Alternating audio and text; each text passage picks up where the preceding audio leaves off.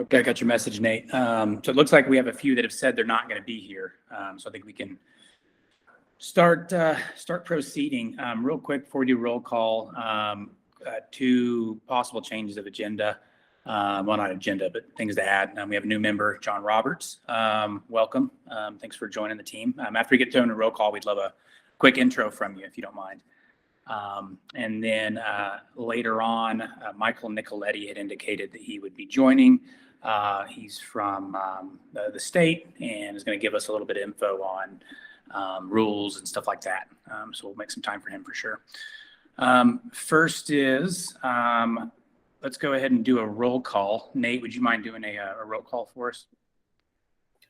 Of course. And just FYI, in addition to Nicole Bailey and Nicole Lawless, indicating one just recently earlier today, and then the other last Friday, they would not be attending, and we're not appointing designees to attend the meeting in their stead. I also just got an email from Andrea Chiriboga-Flores. She also indicated she would not be attending. So missing a few people today. Nate, can you fill in for our secretary in that sense? So Nicole Lawless, who's kind of our unofficial secretary, she indicated she'd watch the recording later and then do the minutes. So I'm fine with that if you are. Awesome. Okay. So I'll just go down the list by last name. Nicole Bailey is not present. Andrea Chiriboga-Flores is not present. John Connolly. I'm here. Leonard Dittman. I'm here. Trevor Forbes. Present. Let's see. Troy Hill. Present. Jim Howes. Here. Nicole Lawless is also not here. Michael Pierce. Here. Gregory Prunski. Here. Brandon Rich.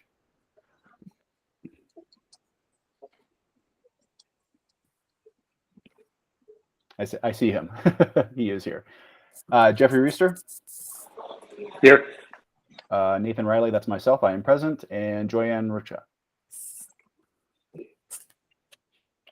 Joyanne here? Hold on. I didn't see her join. She might not be here yet, but I didn't see any indication that she would not be here, so she might jump in at some point. Okay, great. Awesome. All right. Thank you, Nate. Real quick, I hope everyone had a chance to review the minutes from our last meeting. And assuming that is the case, can I get a motion to approve the minutes from our 2022 meeting? I'll provide that motion to approve the minutes from our February 9th meeting. And do we have a second? Second. You got Okay. Do we have any opposed? No one opposed? Okay, the motion passes to approve the minutes from our last meeting. Thank you, everybody. Okay, couple administrative items. First, on email, I think everyone seems to have their state email up and working. I misspelled Mr. Pierce's last name, but he sent an email kindly and corrected me. So if anyone is not getting my email to their state email address, please just let me know, and I'll make sure I get that corrected. Let's see, other administrative items. Mr. Roberts, my understanding is you are our new appointee from the AG's office. Is that correct? That is correct, Trevor. Awesome. Well, welcome. If you wouldn't mind just giving us a couple minute spiel on you and your background and all that, would be awesome. Happy to do so. Glad to be working with this group. I'm John Roberts. I'm a first assistant attorney general. I'm employed by the Colorado State Attorney General's office. I'm not technically a member. I won't be voting or anything. So my job here is to advise the task force. So I'm your attorney for all things task force related. So feel free to reach out to me as your counsel for the state, for the purpose of the task force. I've been in practice about 22 years, 17 of those representing DORA agencies exclusively, including 4 years. My first 4 years with the state was representing the PUC staff, largely in common carrier actions, so matters against cab companies who are violating some rules or statutes. I did that for 4 years. Now I represent a number of boards within the Division of Professions and Occupations, like the Architects, Engineers, and Surveyors Board, and the Board of Nursing. I supervise 6 attorneys who represent about 15 different programs within that division. And I am just thrilled to be here. I think what Task Force is doing is really important, and I'm glad to be a part of it. If anybody has any questions, I'm happy to share my contact information in the chat, or if you have any questions now, I'm happy to answer. Real quick, just to make sure I understand. So you'll be kind of our legal guidance, I guess. Exactly. I'm here to give you legal guidance and advice about what your authority is, and administrative procedure issues and things of that nature. Gotcha. And then Mr. Reister is still our voting representative from the AG's office. Is that correct? That's my understanding. Hi, Jeff. Yep, that's correct. All right, perfect. Awesome. Good. So does anyone, while we're on administrative items, does anyone have any kind of administrative questions or discussion items to speak about before we move on? Yeah, I do. All right, let's hear it, Nate. Okay. So a few things, just circling back real quick to the state emails. So I've been privy to all those emails from the department to all of you. Once OIT has set those emails up, I see those set up emails that includes what the email is and passwords and all that stuff. And I've been trying to just keep track of who I see that set them up. And so I just wanted to double check and make sure the list I've been tracking is correct. I know, let's see, 3 of the 5 people I hadn't yet confirmed are not here, so I can't check with them. But I just wanted to check. John Connolly, is yours up and running? I believe I saw that it was. Yeah, it's up and running. Wonderful. Okay, thank you. And then Joanne's not here either, so I can't ask her either. The other 4 I had that I was pretty sure were not working was Nicole Bailey, Andrea Chiriboga-Flor, Nicole Lawless, and Joy Andruska. So those are the 4 I haven't confirmed whether or not they're working. I'm pretty sure everybody else is: Trevor Forbes, Troy Hill, Jim Howes, Michael Pierce, Greg Prinsky, and Brandon Rich. I believe I saw that all of those were working. So if you have, it looks like Joanne did pop in, so she is here. Let's see. Okay, so she's going to reach out to me on her email. I just wanted to make sure, just because once those are all up and running, again, that's the only one any of us should be using for anything related to the task force. We should try to use that. So if we need to send emails to each other or things like the invites for these meetings, all of those things, let's be sure to be using those. A couple more just quick updates. So in response to some of the past motions from our last meeting, I believe I alerted you all in the scheduling email, but the Towing Task Force website is up and running. This is where we're posting all our meeting recordings, agendas, and minutes, and then our AG training that we took in our first meeting is up there as well. There's a list of all of us as well on that page, as well as the role we play within the TF. As well as some statutory references to what the task force does and things like that in that nature. So that is up. Hopefully you've all had a chance to look at it. We might expand what it does in the future, but for now it's pretty bare bones. We're just putting, the base items on there. So hopefully that's enough for now, but we'll look at potentially adding some new features in the future. The notice for our meetings now includes the link, as was decided in our last meeting. So that's included in the notice itself, so people don't actually have to sign up to get that link. So anybody could jump in. We're still asking people to sign up, and I'm still using that same sign up form that we did for our last meeting. I only had 1 sign up for today's meeting, which was Troy Porras. I think I saw him pop in. So that was the only one I got this time around. A couple other things. I've also followed up with our department to see if the towing task force, this is more for Joyanne and her motions from last week, to see if we can, the towing task force can comply with House Bill 21-1110, the WCAG standards. I guess DORA already had, the department as a whole already has an EDI action plan in place, which was created last year. It does indicate that one of the initiatives is the implementation of accessibility standards, including enhanced website and meeting accessibility. So they're already moving forward on a lot of those ideas. I'll continue to put the TTF out there as when these topics come up, just to make sure we're going to be part of that and those improvements. And I'll, of course, keep the towing task force updated when those updates are available.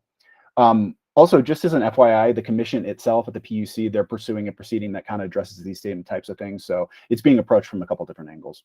And then lastly, I'm still asking questions about the accessibility of our meetings. As I mentioned in the last meeting, the sign-up sheet for our meetings that I mentioned earlier does include a field that asks if any potential participants might have a request for accessibility or accommodation. So that is part of that. If we see those, we will, of course, react to that. And of course, we'll continue to try and improve our meetings on that topic. So that's all I have. Thank you.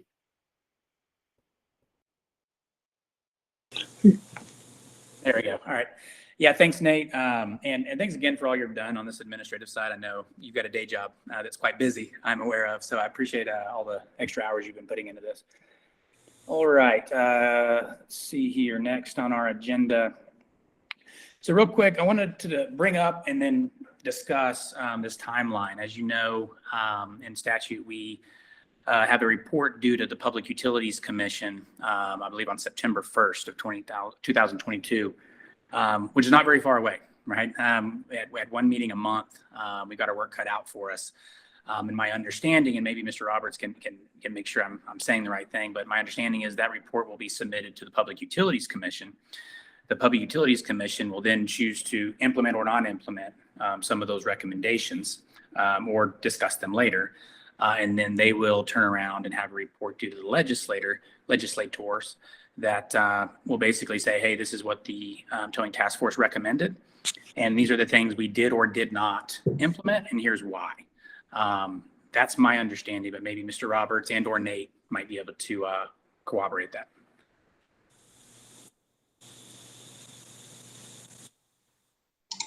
Yeah, that's my understanding, and I'll throw it to John.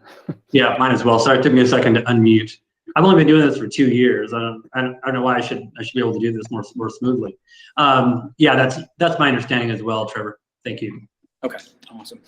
And another item, as we discussed, I think during our last meeting, the kind of authority, if you will, for lack of a better term, is fairly narrow.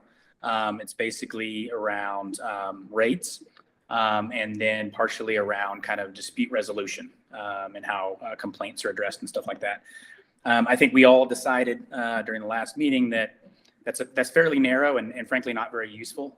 In fact, rates are probably the most thoroughly discussed item around towing. And so if we were to just discuss rates, mostly we would get on here once a month and kind of stare at each other and then get off Zoom and leave. And so I think we all decided that we could discuss other things and come up with other recommendations, and the Public Utilities Commission can always just not listen to those, right? Provided that we're submitting those to the Public Utilities Commission, and provided that there may be legislation in the future that may expand our scope. I think we all decided we were okay with discussing and possibly providing recommendations to the Public Utilities Commission that are outside of rates. Wanted to make sure we all understood that that's kind of what we talked about last time, but does anyone have any concerns over that approach or anything of that nature? Oh, there's Joanne. We got her. Hey, thought you would get through a meeting without me raising my hand, Trevor. Nice. I would be sad. So I just wanted to get like clarification on your clarification. Are we talking about the motion that was discussed or just general talking? Because I mean, my impression of the motion that I voted yes on, was to invite legislators to come and talk to us about their legislation so we can give input, but not necessarily, but we didn't get to the point where we were going to, we didn't like have a consensus on what that input or opinion was. Right. And I think we determined that we weren't going to provide any kind of direct input, like saying like, oh, this should be the law, right? Like, because we have a process for that, and that's going to the Public Utilities Commission with our September report and having them turn around and provide a report to the legislator. And so it was more kind of letting legislators know that we exist, to be completely honest, and that this is the makeup of the task force.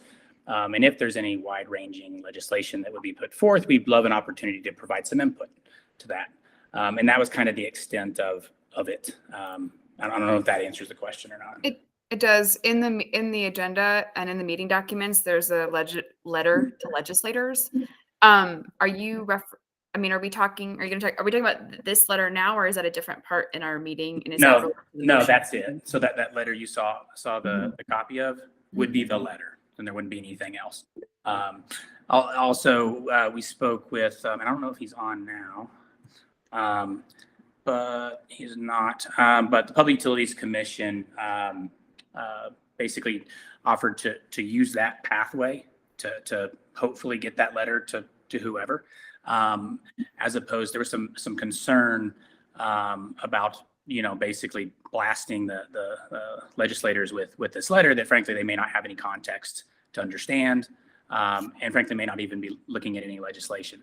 And so we had a discussion with Doug Dean and Michael Nicoletti, in which they thought the most appropriate course would be to submit to kind of the executive department channels, and then they can choose to ignore that, or they might submit it to somebody. We don't know, but that was their kind of recommendation. Michael was going to join us. Michael Pierce No. or Michael? Oh, because Michael's okay. There's a lot of Michaels. So. And I can't, and like with Google Meet, you can't see everybody on your screen. So I'm sorry if I completely missed it, but like with the legislator letter, is that supposed to reflect the vote? Because my takeaway from the letter I'm looking at, it is different than what we voted on, although it does contain topics that were brought up. So I don't know, when do we talk about the legislator letter in this agenda, and I'll back off and let other people chime in. I just wanted to put that out there. I think the letter is different than what we actually voted on. Okay. I'd be happy to vote for an amended version of this letter that would invite legislators to talk about, consumer protection rates, towing legislation generally. I feel like the letter goes a little bit further than that. Okay. Does anyone, I understood, and thanks for letting us know that that was not your interpretation. Did the letter as drafted to anyone else appear different from what the motion that was passed last meeting? Mr. Pierce? Okay. Do you have any specific amendments that you'd like as far as that letter is concerned? Go ahead. I mean, I don't. It would take me a second to think of an amendment, because this letter, it has a lot in it, but I will just say it for purpose of discussion. I think the part where it asks them to hold off on legislation is where I would give pause. And I think that, I mean, just generally speaking, I would draw a line at asking legislators to not either introduce or, continue to work on legislation. And some of their legislation, quite frankly, is outside of our purview, as a task force, although it does relate to towing. So I would like to, just invite them to discuss without telling them what we want them to do. Is that right? Give me 1 second. Trevor, this is Doug Dean. I'm on the line if you want to. Oh, there's Doug. Yeah, Doug. Speak to this issue. Please do. Okay. So thank you. For those of you who don't know me, I'm Doug Dean. I'm the director of the Public Utilities Commission. Michael Nicoletti is the Michael that he was speaking of earlier. He is our legislative liaison. And when we saw the letter, that's when Michael got involved and came to us and said, well, we need to probably approach this from a different angle, because looking at the statutory authority for this task force, we didn't see that they had the authority, the authority of the task force, as Trevor said, to make recommendations to the commission, but not to the legislature. Additionally, we're in the Department of Regulatory Agency, and there are literally dozens of boards, commissions, and task force within DORA, and we all have to abide by the DORA policies, including the legislative policy. And basically what that means is that whatever we want to do legislatively, it has to go through the department first. Then what happens is they take that to the governor's policy office and they make a recommendation to the governor, because this is an executive branch task force. So what we would like to ask the committee to do, the task force, to do, is to reconsider that last letter, and rather than drafting it to the legislators, draft a letter to Patty Salazar, the executive director of DORA, and ask Patty Salazar to do whatever it is you want to do legislatively. And then it goes through that whole approval process that I just discussed.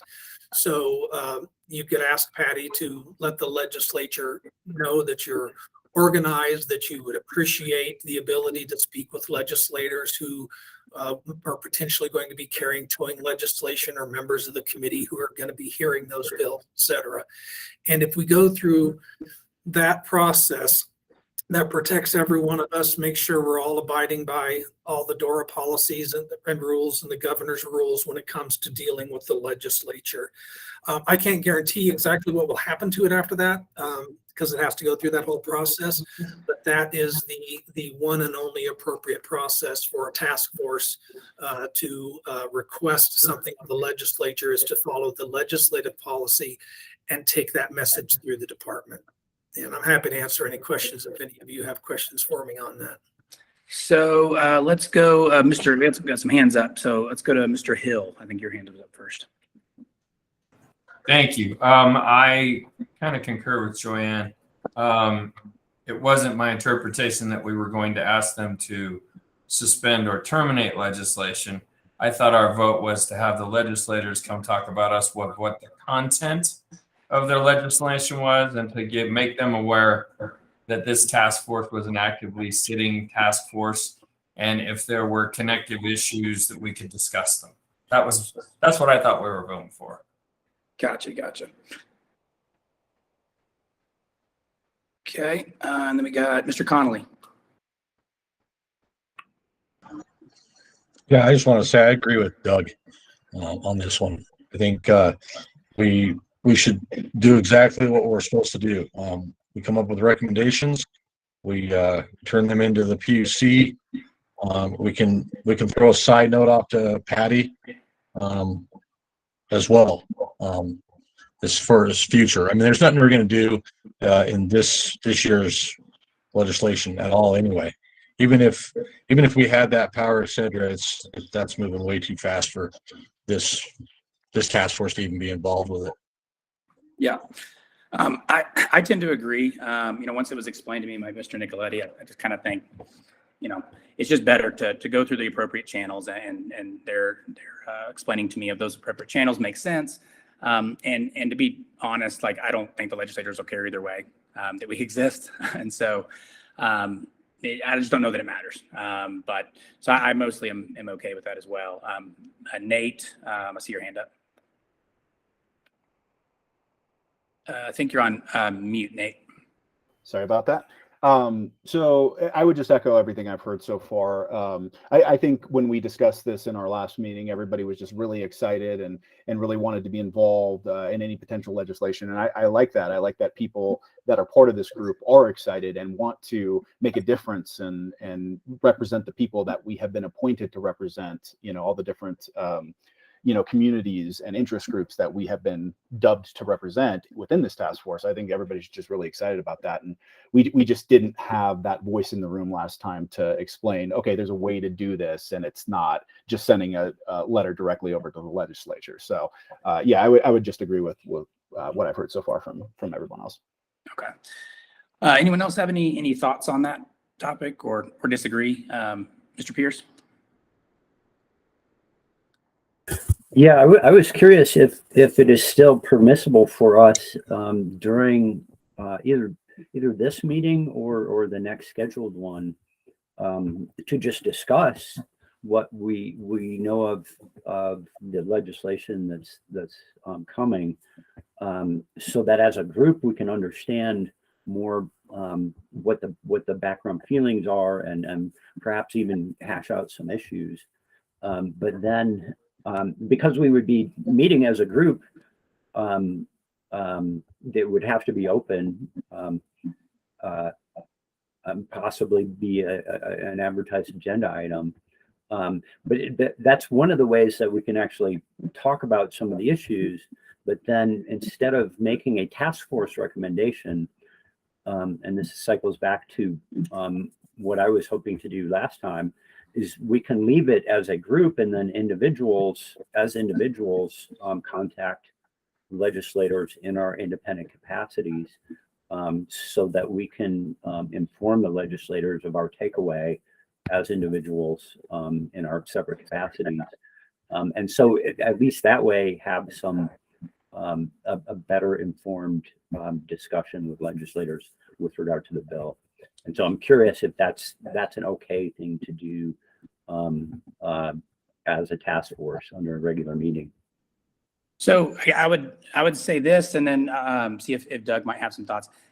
As a general rule, I think we should refrain from discussing proposed legislation directly, because we don't even really know what it is yet, right? And there's a long process of moving to the legislator that could change a lot. I think we need to discuss issues that are within the industry. Now, if there's overlap on those, that's completely fine, right? And I'm sure there will be. But I just think that we probably at this point shouldn't be discussing directly the legislation. We should discuss issues that various members think are problems, and then possible solutions to those that can eventually be crafted into recommendations that we'll submit to the PUC. That's kind of my general take on it. But Doug is an expert on this, so I'll turn over to him. He might have a thought. Well, thank you. I would just say, the task force has a lot of work ahead of it to meet whatever the statutory mandate is for this task force. And so I'm not saying it's a waste of your time, because it's your time. You can do with it what you want to talk about legislation. You can talk about it all you want. It's just that you need to stay within the parameters of what the scope of the task force is. But certainly you can discuss legislation. And if I'm wrong on any of this, I'm going to look to Attorney General Roberts to make sure to correct me on anything I'm saying. But you're certainly free to talk about whatever you want, to just keep in mind you got this other mission. And as far as what you said earlier about reaching out individually to legislators, yes, you can absolutely do that as a private citizen. You can reach out to them and tell them you have concerns about this. You can even say that you're a member of the task force, but my primary caution to you is, if you do say that, immediately in the same breath you should say, but I'm not speaking on behalf of the task force, because we don't take official positions that way. But individuals as a private citizens, yes, you have an absolute right to reach out to individual legislators and let them know your opinion. Awesome. Mr. Roberts. Yeah, thanks, Mr. Chair. Doug is right. You guys are free to talk about legislation. So there's no problem with that. I want to support Doug's point on that. I also wanted to give a positive thumbs up to going a different route, like going through the commission or sending a letter directly to Patty Salazar, because you're going to get more ears if your message flows through channels and flows through an executive director of an agency. The legislator is going to hear the executive director of DORA with a louder voice, bigger ears than they would hear, a task force that's kind of buried within the agency. So I just want to put a positive spin on what we're suggesting by way of a different angle. Mr. Hill. My only intent was that I've worked with a lot of lawmakers, and they tend to really like an engaged, multifaceted stakeholder group that represents a lot of people. And I just wanted to make sure that they knew the existence of this particular group, because it represents a lot of people. It wasn't my intent to cross-pollinate what their legislative intent was with what our mission is, but to merely inform them that we exist, and it might be topics that both of us might be covering. Awesome. I think we kind of have, I guess, a couple different options ahead of us, right? One would be to just not do it at all, right? Another option would be to amend the letter, and maybe Joyanne would be interested in doing that for us and then circulating a version. And then submitting that to Patty Salazar, as opposed to our original plan. So I guess that's kind of the options ahead of us. I'll tell you from my perspective, I'm kind of agnostic. I don't see this letter in any way mattering. So I don't really care. But does anyone have any thoughts on those paths ahead, or any motions anyone wants to put forth? Joyanne. Just to clear, I just wanted to make sure I understood, I mean, do we need to go through the executive office just to invite the legislators to a meeting and put them on the agenda? I would If assume not- that, yeah, I would assume that an individual, as a citizen, could tell a legislator like, hey, there's this doing task force. I happen to be a member. So Right. as a private citizen, if you would like to join, that'd be great. Sure. And they know we exist, but I guess what I was just saying is, like I'm happy to draft a letter that just invites them to come and be a part of the agenda so we can have a discussion. And I was asking, is that something that we want to do through the executive? If it is literally just, would an open invitation for an open discussion, and then I think it would probably come on behalf of Trevor, right? Or Well, I think regardless of the content, my understanding from Doug and Michael and John is that the key thing is that the task force, as a task force, should not be communicating directly with legislators. sure, okay, And but if it, I understand that several people on the task force are probably quite close to legislators that are putting forth legislation. Yeah. And so, yeah, as a private citizen, you can, obviously say, hey, there's this task force. I happen to be a member, and it'd be great if you would come talk to us. And they certainly can do that. They don't require an invite from the task force to participate. Sure. Obviously, we'd like to know so we can put them in the agenda and things like that.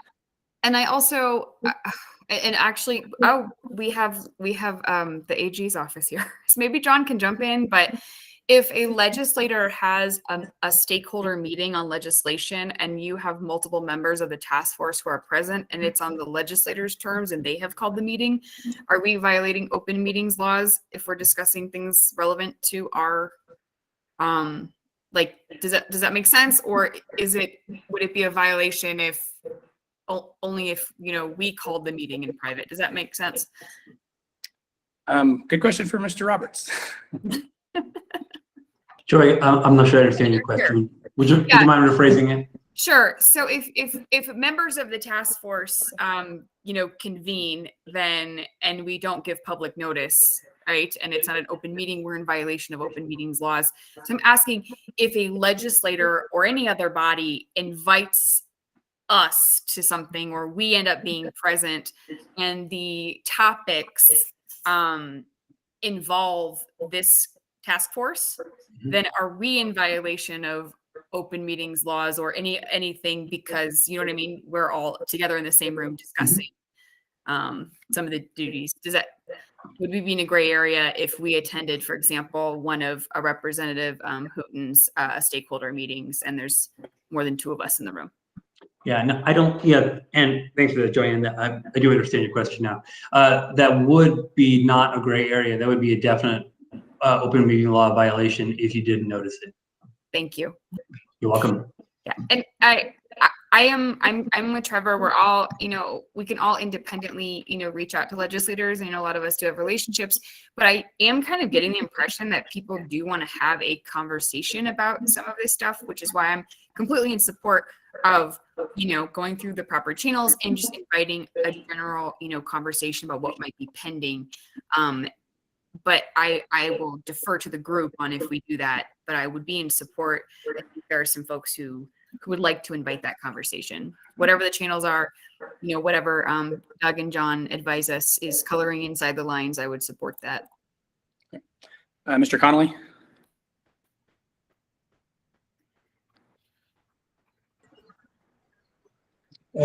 We got left track there. See, I was going to put a motion out there that we cancel the letter and basically work on our objective. Let's go through the pricings. Let's talk about pricing. Let's get something together to put into PUC, and we can also make some time through the meetings to bring up concerns that we would like to see maybe legislators work on later on, and that's something that we could, give a letter to Patty at the same time we submit to PUC. So just to repeat, the motion John is putting forth is to not, the letter's drafted, but not do anything with that drafted letter, and basically table that and move on as John's motion. Do we have a second? I'll second that. Okay. Just real quick, Trevor, before we get to further discussion and vote, I would suggest from here forward, just because now we've done 2 meetings, where the very first meeting we were using the mechanism within the technology we're using for this meeting to track the votes, and it does send a report of who voted and which way. And it's just, when we did it last meeting, it was a lot more difficult to track who was voting which ways. And so I would suggest that for all future votes, it's a little more work for me, but I'm fine with that. As long as I'm capturing the motion in there correctly, it sends a report afterwards saying this is the motion and this is how everybody voted. And it's real clear, it'll create a very clear record. And so that just would be my recommendation for the votes as we move forward. Yeah, so how does that work? I guess I'm not clear on how I actually do that on the vote. And I can do it. I don't mind doing it. Gotcha. Anytime we have a motion and a seconded, after discussion, I can throw up what the motion is, and then everybody just votes. It's like a pool, basically. Awesome. And then That's that good. way, and if for clarity, you want me to read off how everybody voted, that's fine. It's just for the record, it'll be a lot more clear exactly how everybody voted for any particular motion. Yeah, I think let's move forward with that plan. And I think if we ever have a time where like the vote's really tight, then maybe we go through who everyone voted. And, if it's not contentious, then we can move forward. Yeah, and that's why I say that is because some of these motions are going to get to a point where it's going to be kind of a split, and it's going to be really hard to track it in real time beyond using this mechanism. So Awesome. Okay, well, let's do a vote. okay, so I'm gonna put the motion as table letter to. Sorry, Nate. I see Mr. Pierce's hand up. I just want to make sure. Okay. Yeah, I wanted to make sure that we still discuss this a little bit further before coming to a vote. Okay. One question I just have before I vote is just the logistics of getting this letter through the proper channels, the letter that Doug suggested. Well, Michael, just real quick, just the motion is to not have a letter at all. Oh, I know, and my vote is going to depend on how quickly the letter could move through the process. Gotcha. If it's going to be slow, then I agree with John that it's not worth pursuing. If it can be done quickly, then I'm actually more leaning towards voting yes for retaining the letter. But I want to know just more the logistics and the likely timeline and such. Gotcha. I don't know that any of us will know that. I don't know that, and Doug might, but I would suspect Doug wouldn't even know or be able to make any kind of promises on timeline or anything. Is that correct, Doug? Yeah, I couldn't promise anything on what the timeline on anything like that would be. And this isn't to the motion at all, because I'm not a member of the task force, but just one thing, since Joanne brought this up, and I just want to make sure that I appreciate your willingness to want to stay within the lines and all.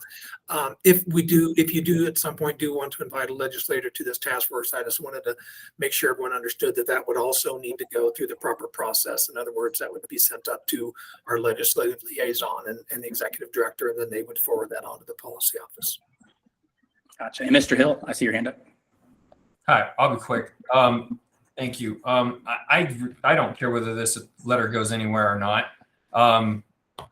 My first thought was, does what they are legislatively proposing have anything to do with what our mission is here and the things we're going to discuss? I just wanted to know if there was going to be any overlap. So, in lieu of doing a multi-circular dance that might or might not take a long time, is there any possibility we can get a copy of the draft legislation so we can see if what they are proposing is going to have anything to do with what we are tasked to do? I don't know. I will tell you that even industry has not been afforded that. So who knows? Mr. Connolly may have more info on that. Well, right now it's just a draft, and it's changed drastically. In all versions of the draft, it does mention pricing, which falls in the task force's range, with non-consent towing and being the same price as consent towing. And the problem is they don't have any idea about towing, so they're confusing lots of non-consensual areas. So you're putting in law enforcement rates is the same as private property towing rates, and then consensual rates as the same. And it's a nightmare what they're doing. So the thing is, it's not even a bill yet. So how do you address something that's not even on the books really? Yeah, So and that's the thing, is it's kind of a, you know, a seesaw back and forth. The And that's session's ending soon. that's kind of the nexus of my question. yes. You know, are they drafting legislation of topical relevant information that we are also asked to be affording recommendations upstream also? Like, Yes. in business, Yes. business that doesn't work. In government, it shouldn't work that way, but it does. Yeah, The black and Bill, I'll white tell you- answer. Yeah, the black and white answer is yes. They are talking about rates in their draft. They are drafting current bill right now that do address rates. And as far as process, Troy, we don't know when that'll happen. So there was a draft bill, but right, that's just a draft. Like, who knows what it's actually going to look like? But it's at the bill draft. There's a bill drafting office within the legislature, and apparently it is very backed up at the moment. And so it goes through that process, I guess, to kind of make it official before it can be like read or introduced. But once it gets out of the office, then it'll be public information, right? So at that point, you know, you can log online and, you know, pull that, and so it'll be available to everybody. But no, the sponsors have not provided what they have provided to they have not provided anyone in industry, or to my knowledge, anyone in PUC or anyone in law enforcement with those items or that draft that has gone to the bill drafting office. So the answer is we have really no idea. But from what we've seen on earlier drafts, it certainly appears that it will be directly talking about or addressing things that are kind of within our scope. If that's So my concern was relevant, that if we're both working on the same thing, one legislatively and the other one as a recommendation upstream to the PUC, Yeah. you know, that represents a pretty good waste of time and confliction, depending on who hits the finish line first. Yeah, well, I'll tell you, their finish line will be hit first. Just right. That would be my point. Yeah. What's the point of what we're doing if it's going to be, you know, voted on legislatively and changed anyway? That's a good question. Welcome to policymaking. Yeah. No. I run a business. We work a lot quicker than this. Mr. Riley? I was just going to add, because again, I'll echo kind of what Joyanne and others were saying earlier about how the letter, as was circulated and as was drafted, again, included something about putting halt to any pending legislation, which I don't think that's really what we had talked about last week. But another thing to keep in mind is that some of the representatives and even some of the sponsors that put the legislation in last year that reassembled this task force, it's more likely than not that they'll probably be pretty heavily involved in whatever new legislation might come forward, you know, this session or future sessions. So I'm pretty sure they're aware we exist. I was under the impression that the letter, as we discussed last week, was going to basically say, hey, we're here, you know, we'd like to be involved if possible. But again, given who's probably going to be involved in any upcoming introduced legislation, will probably be the same people that worked on the bill that reconstituted this task force last year. So I'm sure they're already aware we're here and what we're supposed to be doing. So I'd throw that out there. So yeah, I think I'd agree with John that tabling the letter for now, I mean, we can hold on to the draft, but tabling the letter for now is probably the best idea. I mean, we got a lot more we got to do between now and that report that's due in September. It kind of seems like a distraction to me, but that's my opinion. Yeah. And I think my opinion is it's important for us to we can, I guess, talk about the overlap on things we might discuss versus, you know, possible pending legislation. But those are two kind of different tracks and, like, you know, branches of government, right? And we might think it's silly, but at the end of the day, like, they're the legislature, and you know, it truly may be, Mr. Hill, that there is no towing industry in July or whatever. But I think we should proceed as if, like, we should proceed and do our job regardless of kind of what's happening on that parallel track, even though it may seem redundant. But we should probably just proceed as if it's not, because the truth is we really don't know what the bill is going to look like or anything like that. We just have no idea. I don't disagree. I was just trying to be proactive Yeah. and maybe cover all bases. But if this is the process that has to be done, so be it. Yeah. So. Okay. Let's go ahead and proceed with a vote on the previous motion. Okay, Mr. Pierce. Michael has his hand raised. Yep, Mr. Pierce. Yeah. I'm still. I have a last question. What one of the reasons, or one of the things that is unclear to me is under our purview would be the possibility that the legislation includes expanding the task force purview. And I know there have been discussions with legislators about that, and so although it's not under our purview to discuss our purview, it's I don't know, it's tight enough in involving us that it would seem like that could be easily enough of a trigger for our participation. Yeah, I think as far as what we can discuss, we can kind of discuss whatever we want, right? The question is what do we do with that discussion afterwards? And the answer is, we now know, is you submit a recommendation to the Public Utilities Commission. So between now and September 1st, we can discuss whatever we want, and then that will develop recommendations out of that discussion. So I don't think we're not allowed to discuss anything per se. It's just the channels and the mechanism by which we communicate that to whom, if that makes sense. I would like to I feel like our current motion is not super contentious, so I'd like to kind of proceed and kind of move on if that's okay with everybody.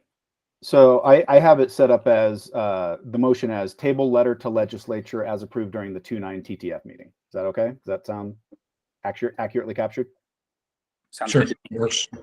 Okay. All right. And that is live.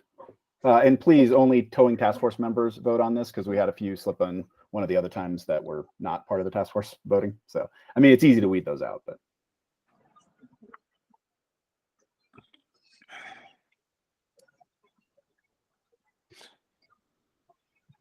Hey, Nate, I saw a thing pop up and then it went away. So if you go to, in the bottom right-hand corner, there's a little triangle square circle icon. When you click on that and then click on polls, and it should be right there.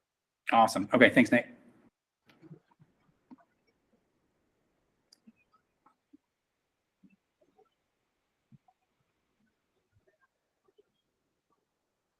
Okay.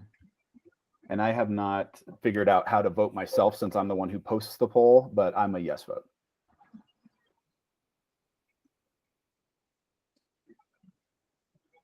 Okay, so it's 10 yes votes plus myself is 11 yes votes. I think we have 3 that are not present, so that would be unanimous.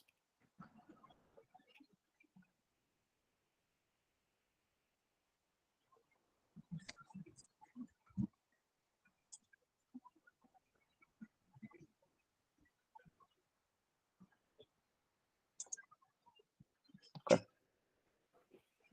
All right.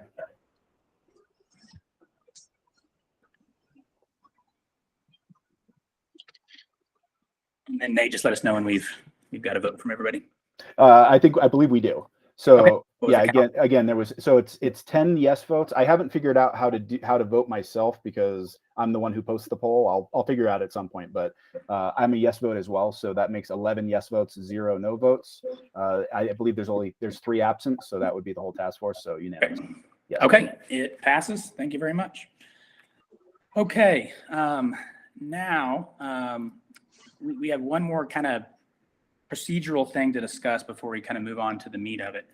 And that's the fundamental question that we have to decide. And that is, do we want to discuss anything related to kind of towing industry regulation, stuff like that, between now and September 1st?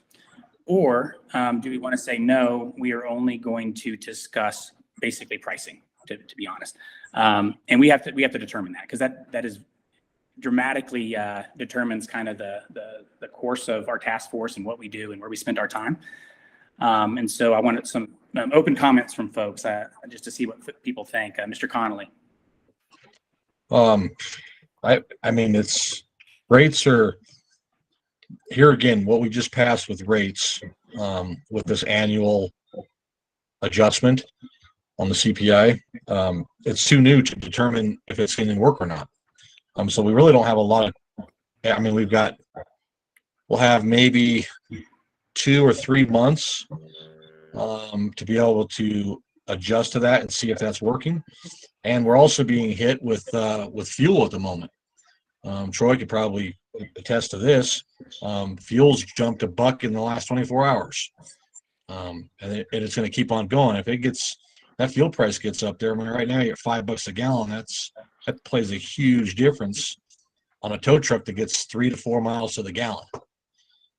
That's a huge difference in price. So here again, we can talk about pricing, things like that. I think, like when we were talking the letter, I think if we're going to send a letter to Patty Salzar through the channels, it should be very detail focused points of what we would like to be involved in. If the task force wants to be involved in more, we should spell those out in the letter more so than giving a letter of here we are and who we are. And I think they already know who we are. I think we need to directly get to the point of what it is we're looking to do. Yeah. Well, I think, just as a practical matter, well, first of all, she doesn't make that decision, right? So like the scope of our kind of authority or whatever is outlined in statute. So it would have to be an actual law that would be passed to change that. And so then the question becomes, we have 2 options effectively. And to your point, John, I agree with you. I think you're right. I think there's not much to discuss. Like the new structure just went into place, and we need to watch for some period of time to see if it makes sense in either direction, right? We just don't know. And so we have to kind of decide, like, if we're only going to talk about pricing from now until September 1st, and our recommendation isn't going to include anything but pricing, then quite frankly, there won't be a ton to discuss. And that's okay if we decide to do that. But just want everyone to know that there's not a lot there, right? Or do we want to say, well, we understand that like we have this narrow authority, but like, we think we want to discuss all this other stuff, and we want to go ahead and provide recommendations to PUC through the appropriate channels, and they can simply choose to ignore all those because they're not within our scope. And that's our other options. We kind of have 2 options ahead of us. And so that's kind of the question before us, I think. Nate, I see your hand up. So I personally think we should kind of stick to the pricing and the rates for non-consensual tows and things in that nature, just because 1, it's what's outlined in the statute. 2, it's what's expected in the report from the towing task force to the PUC. And 3, it's something that is coming up here fairly soon. I mean, we only have 4 or 5 more meetings before we have to have a drafted report ready to submit. I don't disagree that given this newly implemented CPI annual adjustment structure that's been put in place, which I admit is really new and kind of a new concept that the commission has been trying. Obviously, when there's an adjustment, you have to kind of wait and see how that works, as it pertains to, expenses and things of that nature. Just one comment on John's comment on the gas prices shooting up. We do already obviously have a rule, in PUC rates and fees rules that allow for. It's basically the same kind of structure that we now have with a lot of the other fees, in that it gets updated on a monthly basis, not a yearly basis like all the other fees, but on a monthly basis. So if gas prices see a temporary spike, that usually is captured through those rules. But that's getting a little too much. Only on not to interrupt, Nate, but only on your PPI version. Only on private property version does that gas fluctuate. That's true. So in the law enforcement, there is no fluctuation. You're stuck with it. That's true. So that's where the problem comes in is law enforcement. Okay. Law enforcement are the ones that clear the highways and keep the streets moving. That is a good point. Thank you for bringing that up, John. But anyway, back to my original point. I do think, given that we are working in a somewhat narrow time window before that first report's due, I personally think we should kind of try to stick to what is at least outlined in statute. If beyond that first report, maybe that gets expanded, either through something we want to do or through maybe, as somebody suggested, maybe they're going to put something in legislation this term that expands the task force authority, and maybe there will be more things that we actually can officially link into. I'm not sure, but anyway, that would be my comment. Thanks. Joyanne. Hey, gosh, and I'm sad John just left, because the other point of the task force is that at the discretion of the commission, if the PUC wants, they can ask us to advise on investigations of overcharges. And so I don't know if this, body actually, and I really am I'm not trying to make things complicated, but I don't know if this body wants to actually ask the PUC, do you want us to provide any input, while we're at it? You know what I'm saying? If, or I was just putting that out there. If there was anything outside of rates, I think that might be a reasonable thing to add to our list, time pending. Otherwise, I agree. Let's stick to rates. Yeah, that's a good point, Joanne. That was interesting. When you read legislation, you see rates, and then this not random, it's seemingly random other piece, right? Specifically about overcharges. Certainly that the PUC could ask us. I'll tell you from my perspective, and Nate can fill in. They kind of got a really good system in place, and there's not a lot of black and white. If there's an overcharge, it's an incorrect tow, and it's refunded, and often there's a fine. So there's not I don't see a lot of situations when the PUC would have something that was a gray area to discuss with us. It's like either you broke the rules or you didn't. And so that's why even that part of the legislation, I just frankly didn't really understand. Nate might fill in if maybe I don't know something. Maybe within the PUC there is some. I'm not sure. I think some of the legislation we've talked about that's potentially brewing out there might also address that. Can you remind us, just for the sake of the new folks and folks listening, like does the PUC have subpoena power? And in the event that someone determines that the overcharge or the charge was incorrect, like does the towing company have to refund it, or is it just asked? So I can answer that. And Nate, please tell me if I'm wrong. Technically, no. So the PUC can't just unilaterally, like an investigator, for example, can't unilaterally just say, you will refund this, right? Mm-hmm. But they can fine you a lot more than the refund, right? And so what generally happens, and I can only speak to my company and some of the others I know well, is if something was incorrect. So for example, on a contract that was signed with the property, maybe they didn't date the signature. That's actually a violation, right? Like a car wasn't stolen or anything, but they didn't put a signature by the date or date by the signature. The investigator would look at that and he would say, hey, look, like that's a bad tow. Like there's this list of rules and you didn't obey the rules. We're going to request that you refund that. And I can tell you, never in the history of any of my companies, or frankly any of the other companies in the towing industry that I know, have they ever not refunded that. And so I don't think it's a rule, but it's just what happens. I guess I would say, is that correct? I'd say that's mostly correct. So what we're talking about here in regards to if there's a problem with a particular tow, small or large, that's when we reference, it's Rule 6511G is the PUC rule. And it basically says if a towing carrier performs a tow in violation of PUC rule or statute, then they're not eligible to retain any funds that were secured or may be secured through that tow. So we've had instances where, somebody had their vehicle already released and we've asked the towing carrier to refund it. Towing carriers can always refuse, in which case we move on to other avenues to address that. Or, if the vehicle is still at the towing carrier's storage facility, sometimes we will ask the towing carrier to release it at no charge. That's another potential. But yeah, no, Trevor mostly captured it accurately. I'm sorry, Joanne. I'm sorry I interrupted. Go ahead. No, I'm sorry to keep raising my hand. When I did some research in other states and jurisdictions, I did find that other jurisdictions, like when a towing operator is found, to have violated the rules or improperly towed a person, that not only, like for some jurisdictions, not only would they have to refund them, they would also have to pay them 1.5 times whatever they charge, or 2.5 times. So I'm not even putting it out that we make that recommendation, but given the some of the consumer concerns and legislation from last year and the stuff that we've been talking about, I just wanted to put it out there that might be that the second piece of our permissible legislation might be something we want to discuss.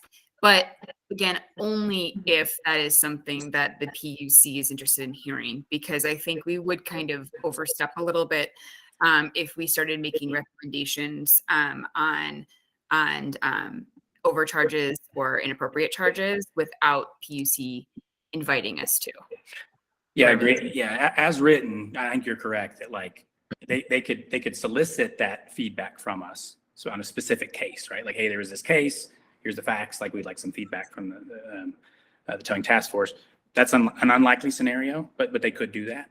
And so the fundamental, I guess, the more fundamental question for us is like, do we want to venture into those areas, or do we want to say no? Like, it's very clear. It says we talk about rates and respond to any kind of requests for feedback that PUC might have on overcharges specifically. That's kind of the question kind of before us. Mr. Hill. Thank you. As to the question of whether we should make recommendations other than or to have discussions about other things than pricing, from my constituency, yes. There's a few points that I've been asked to raise on behalf of motor carriers. Yeah. Okay. Mr. Pierce. Yeah, I had two concerns that seem to bear on this. One is if we are talking about rates, oftentimes it's hard to isolate the discussion just to rates. So some will also bring up policy issues, and at least from my perspective, I greatly appreciate that some of the cost issues that carriers face, but on the other side of things, there's the who pays it part, and if the penalties for the towees are basically fluctuating wildly according to the cost of providing the services, then that's kind of a problematic aspect as well. And so my sense is that in order to address that, we'd have to broaden the discussion to more than just rates, but rather who pays like issues and for what context kinds of issues. Yeah. So that's one reason why it seems to me like we need to broaden the discussion.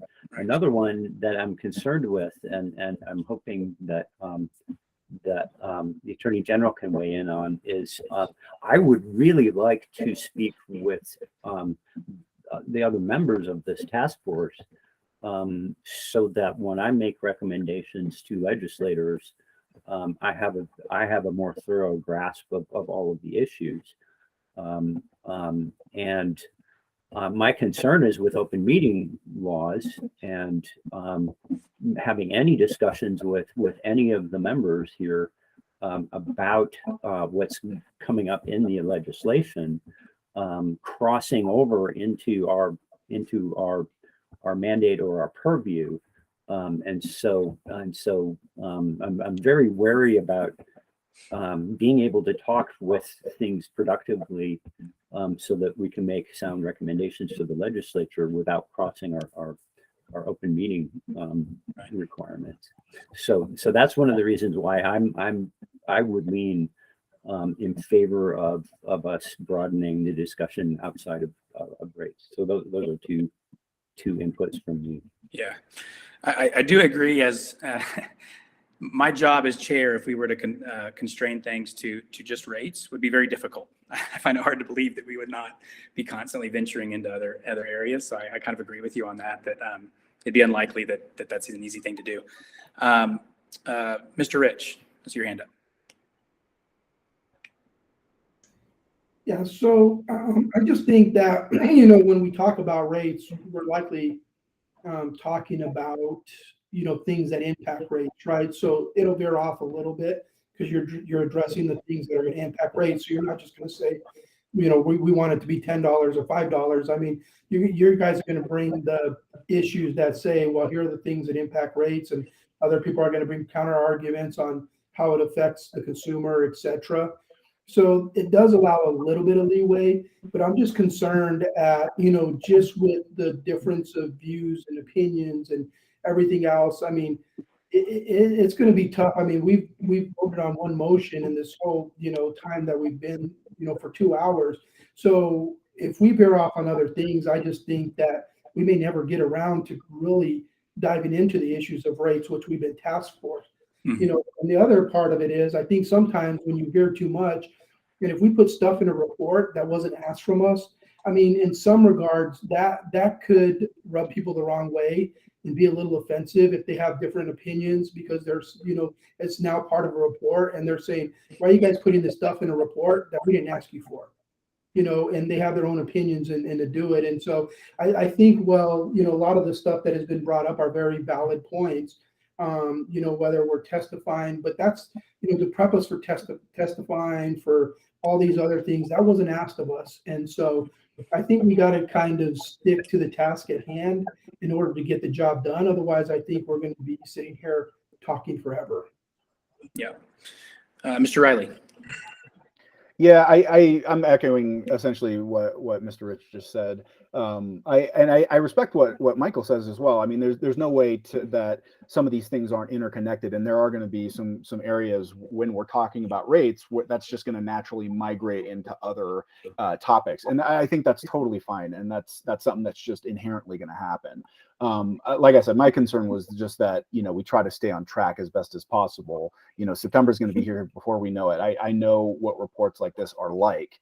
And I know kind of the work that it takes to put one together. And so, I don't want us to veer off too far. We're going to veer off, and I think that's fine. But I want us to try to keep on track as much as possible.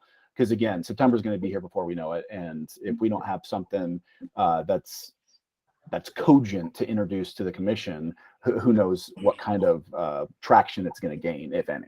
So yeah, I think we have to, if we determine that we want to stick to rates, we can't have some of us decide that we're going to be disciplined and stick to that, and then a few people constantly go off on tangents and talk about other types of issues, and there are many of them.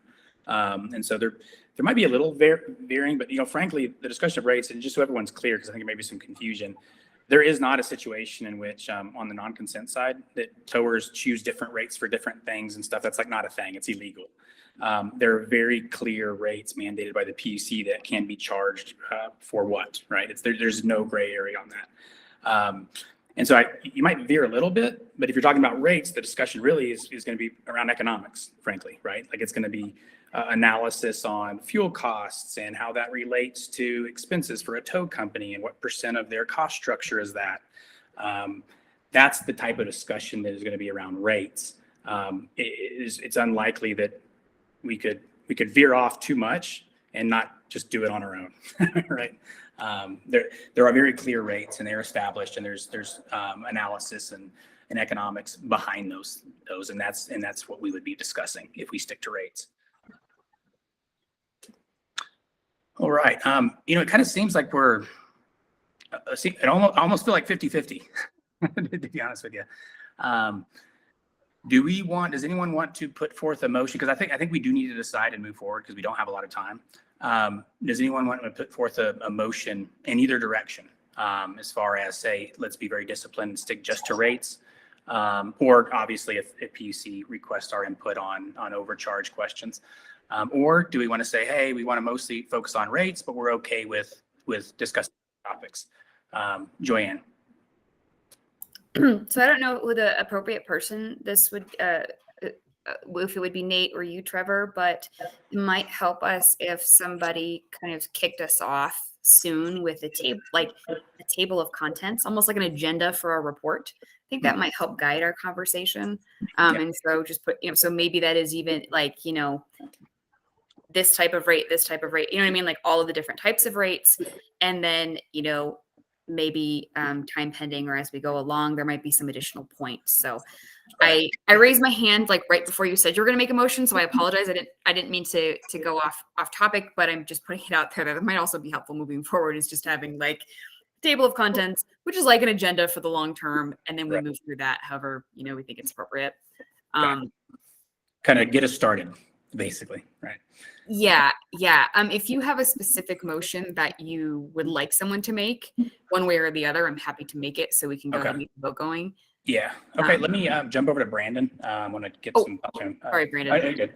I Brandon. think Joanne made a good point. So I don't recall if the last report that was submitted to the PUC was distributed to this group, because that may be a starting point in kind of the table of contents that she's looking for, because it says, this is exactly what was produced last time.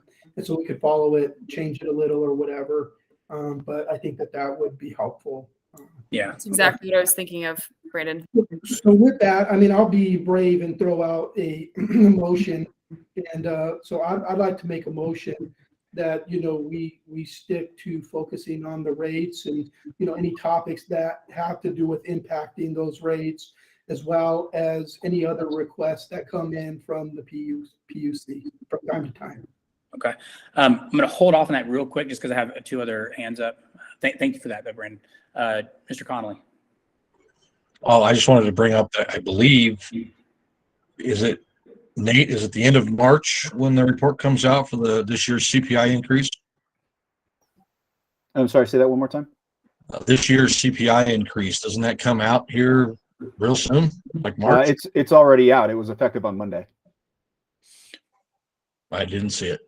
Oh yeah, sorry. It's we had put a notice because basically what had happened was the commission, upon its own motion, decided to waive the January 31st deadline in the rules for that CPI adjustment to basically within 10 days of whenever it was posted. It was posted, I don't know the exact date. I've tried to figure out what the exact date that it was posted. It was sometime between February 23rd and March 2nd. I'm not sure of the exact date, but we did go ahead and make that CPI adjustment. It was effective Monday of this week. All right. Sorry, I'm behind the ball. I didn't see it. Me too. And just to make another quick comment, I believe the last towing task force report to the PUC, or one of the reports that had been submitted to the PUC by the formerly constituted towing task force, was circulated. It was part of the what was it, the towing. It was like a history document. I forget what it was called. Yeah, it was like the primer, exactly. Yeah, so that was circulated. I believe, was it prior to the first meeting? I think so. Or prior to it might have been prior to the second meeting. Prior to second. But anyway, that was circulated, so everybody should have that. It basically was an outline that was put together, I think, by Trevor or people surrounding him, basically about what kind of the history of towing rates in Colorado have been through the PUC, dating back at least 20 years, I think, or so. I was starting to make my way through it, and everything that was in there, at least in the first part of it that I read through, seemed to be accurate based on PUC records. So I think that's probably a good source to kind of get a gist for what has happened over the last 20 years with rates. And I believe attached to that, beyond just that kind of history portion of it, was one of the reports that was submitted by the previous towing task force to the PUC. I forget what date it was, but it was sometime probably within the last 5 or 6 years. So anyway, that's a reference I think everybody can use, and maybe we can even use going forward. One other thing to mention, though, is that when that report was submitted, I believe that was right around when there was a pretty massive overhaul to how towing rates worked in Colorado. It was a lot different prior to that.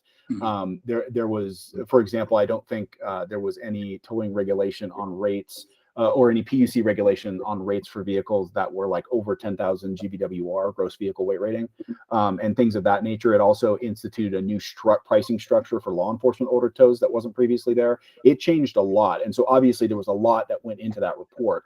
Unless we decide it's appropriate to completely overhaul how towing rates are treated in Colorado again, like they did that last time, I wouldn't expect the report to be as thorough as that one was. But again, it also was doing a lot more. So that's just something I wanted to throw out.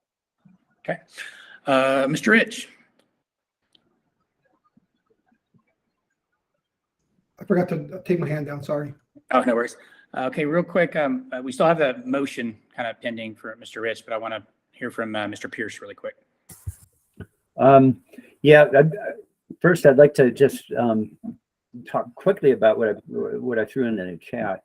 Which CPI index are we using? For one, I was hoping to get a link to the relevant one.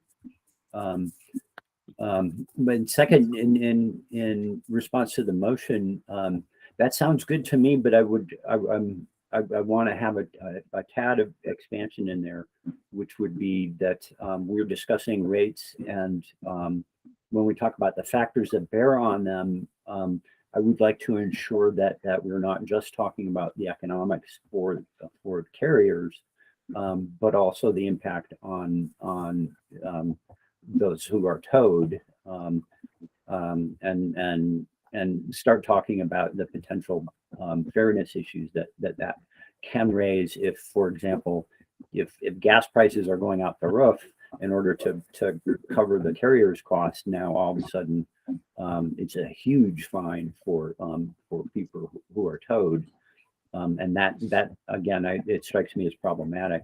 So as long as we're expanding the discussion to something like the rates and any kind of linked policies that affect decisions about the rates, that's what I would move that we focus on.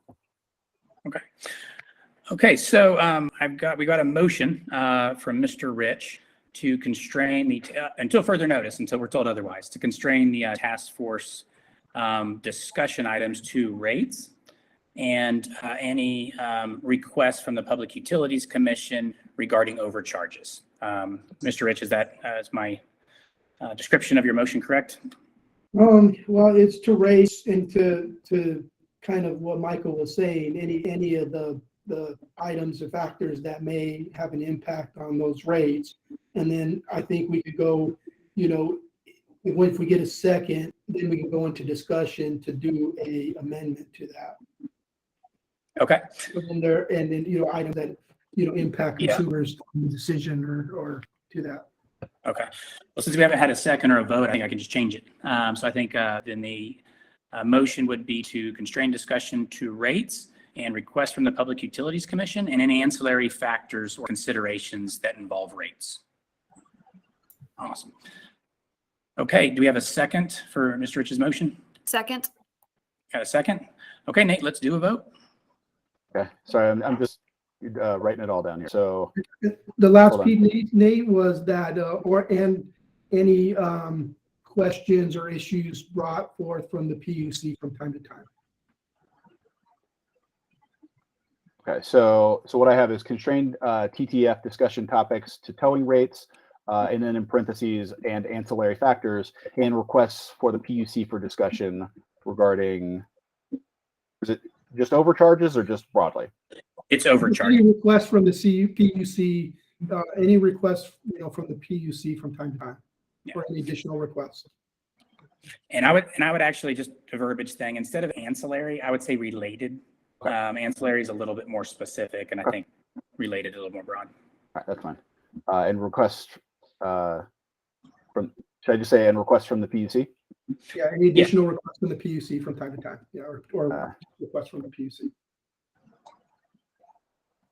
Okay, so constrain TTF discussion topics to towing rates and related factors and any additional requests from the PUC.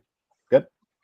Correct. All right. So to be clear, that would preclude any conversations about qualifications for those who are doing non-consensual tows, or how those are qualified. So none of that would be a part of the conversation. Correct. Yeah. I mean, that stuff is a whole different set of rules that the Public Utilities Commission has. And so, like, for example, should a carrier be able to tow for this, or what does authorization mean? Notification procedures, all those things would fall kind of outside that scope. Okay, so this is just about pricing for tows. Correct. Unless they ask us for more. Correct. Yeah. And obviously, if the PUC asks us, then hey, I say we tell them whatever they want. Right. But as far as our self-started discussion. Okay. All right. Captain Dittman.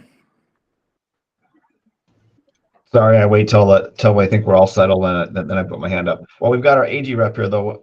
I guess what I would like to, at some point, though, I would hope that this task force would receive some additional responsibility. Is the appropriate place for that request then possibly in our end of the year, our annual report, where we're formally asking for very specific increases in whatever realm or decision-making authority? Would that be the place where that lands? Because I think if we steer completely away from that ask, then we're kind of just a feel-good task force without any teeth and without any formal say in anything. Yeah, I just, so everyone knows, I agree with Captain Dittman. I'm just concerned that basically that would mean we wouldn't do much. My personal opinion, I don't think that would be out of scope if we provided a report and said, hey, this is our report on recommendations that are constrained to rates. And oh, by the way, we would love if we had more authority to discuss these other things. And then maybe we can discuss that next year. I don't know that there'd be anything wrong with that per se. And I do fall into the category of saying, like, just myself and Mr. Connolly and Captain Dittman, we've been talking about rates for many years, and we're like very in tune to all the discussions and analysis and rigorous thought involved in that. And so that's why I'm kind of like, I don't know that there's much for us to do. I mean, maybe I'm wrong, but I don't know there's much for us to do if we rates. But we do need to determine if that's the case. But yeah, to your question, Captain Dittman, I wouldn't think that would be inappropriate to just kind of add that to our report, and hopefully we can discuss those things next year. I think that'd be fine. Joyanne? Yeah, so I think the motion on the table right now is that we're going to discuss rates and things that closely affect those rates, right? Unless otherwise asked. So I just want to make sure that's still where we're on the motion. And then I would just throw out there that, like, I do respect that there was a lot of work done by the task force when there was a major overhaul of rates and policies and stuff, but that task force looked different, and our task force, is larger now and has additional representation for a reason. So I'm not suggesting that, we necessarily have to go through that extent and depth of research, but I do think we owe it to the community, to give everything as thorough of a review as we can with the time and resources that we have. Agreed. Mr. Hill? It's a great running head start with the previous work. That's a little bit more of what I was shooting for. Yeah, I don't want to be constrained from even being able to talk about other items. I understand that rates are the primary issue that we're tasked with. But if we have time, considering this is a 2-year appointment, if we have time, I would like to discuss other items which have absolutely fallen out of the basket of the restructure of the last recommendations. And they are, they're more logistic than just pricing. So I would like the ability to discuss those and then maybe request the authority to make recommendations on those down the line as well. Okay. Mr. Pierce. This is actually sort of supporting Troy's point, but I was hoping to expand it a little bit more. So the goal would be to focus the bulk of our discussion on our mandate and making sure that we have recommendations in place by when they're due. And so pretty much dedicating the primary number of hours dedicated to the meetings to that goal, but then with the ability to talk longer, or if we get through the main issues for the meeting early, that we can expand the discussion further. So that basically we're not mandating to ourselves to keep everything to the particular purview that we have the mandate to oversee, but still allow these further discussions towards the end of the meeting, and again, time permitting, and as long as attendees want to continue. So that way we're focusing on our primary mandate in the first part, and then we can discuss further things on a case by case as desired basis. Okay. Mr. Connolly. Well, I mean, I'm with Troy and Michael and a lot of them here. We have public comment, right? Public comment's going to bring lots of problems that is not in our scope to deal with, but they bring the problems forward, and everyone in this group can bring problems forward of why things are happening in the towing industry. We have to be able to talk about those, dissect those, and come up with recommendations to fix those problems. And most of the problems aren't the rates. Most of the problems are why something was towed or the reasoning something was towed. I mean, if they're guilty, they're guilty. Right? Isn't that what everyone says? Well, if they deserve to be towed, then they should pay the consequences. Well, you know, did they deserve to be towed? And that's really what it's about. So if we have no scope to determine that, then why do we have public comment section? So if we're going to have public comment, we should be able to expand everything in towing. I mean, I feel this group should be able to talk about every towing issue there is, not just rates. It should be everything. And then, yeah, we can put our recommendation in about rates, but we can also put in recommendations of, and here's some other problems we have found that the PUC, we would like the PUC to address. You know, we can identify multiple areas of flaw. Yeah. I'll just say, I agree with John. Like, I don't think it's practical, I guess, for us to say we're only going to talk about rates. And for example, like if that's the case, right? Like, you know, Joyanne, she represents, you know, people with disabilities, and she's an expert in that area. She understands ADA law. She understands the issues that Americans with disabilities have. And so saying we're only going to talk about like structuring rates, it's kind of like, well, then we miss out on her expertise, in my opinion, right? It doesn't seem reasonable for me. I do think we should all agree, and it's not a motion, but we should all agree that, hey, like what we do got to do, right, is have a recommendation on rates, whatever that may be. That does have to be in our report, but I don't think we necessarily need to constrain ourselves to only talking about that. We do have to talk about that, but it's not the only thing we have to talk about. My just general opinion is let's try to stay disciplined and make sure we're talking about rates and stuff like that. But like, it's probably not a reasonable ask for this body to never discuss anything except, you know, spreadsheet math around rates. That's probably not reasonable. Anyone else before? But that being said, we have a motion, and so I do think we need to vote on it. Does anyone else have any thoughts before we proceed to a vote on that?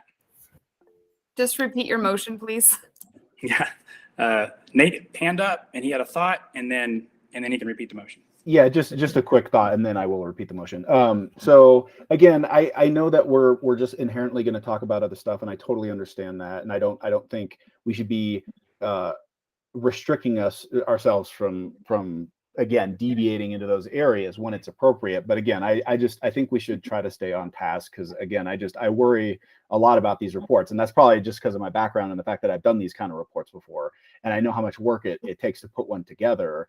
And obviously we only meet sparingly, and so putting that together in time for that September 1st deadline is going to be hard. And so just again, I do think that's what we should focus on. Brandon, do you want to chime in before I reread the motion?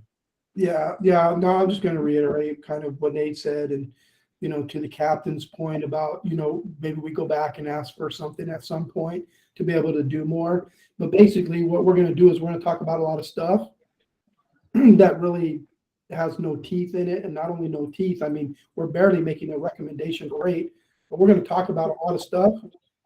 And it's just going to really be between this group, because it's not going to go anywhere. The report is for rates, and that's what they tasked us with. And so, you know, maybe we can ask, you know, let's get through this report for rates. And if this is for a 2-year body, then after we produce that report, then let's open it up for anything we want to talk about. If we want to meet for a month and, you know, talk for 2 hours about anything we want to talk about, that's fine. But I just, you know, having served on this committee before, we did focus around rates, and it was hard to get the consensus on rates, and it took a long time. And so I think that we're going to run out of time here, and, you know, we're either going to produce something kind of haphazard, or, you know, we're going to have some dialogue, because there's going to be a lot of people that are going to talk for a lot of different interest groups, and people aren't going to agree upon the rates. And, it took a lot of wrangling and people being frustrated. And that was just without the expanded group. I can only imagine what it's going to be like now. Yeah. Okay. So I'll reread the motion, Thank you. Trevor, if that's all right. Yeah. So it's constrain the towing task force discussion topics to towing rates and related factors, and any additional requests from the PUC. Okay. Good. All right. All right. Vote is live.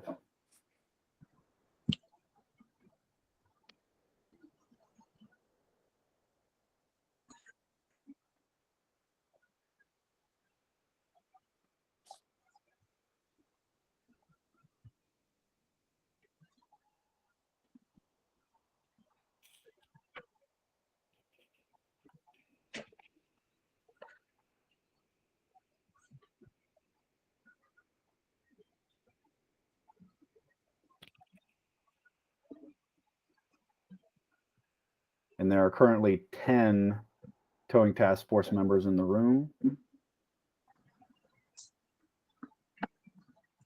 I'm a yes vote. So that would make it 6 yes votes, 4 no votes. Okay.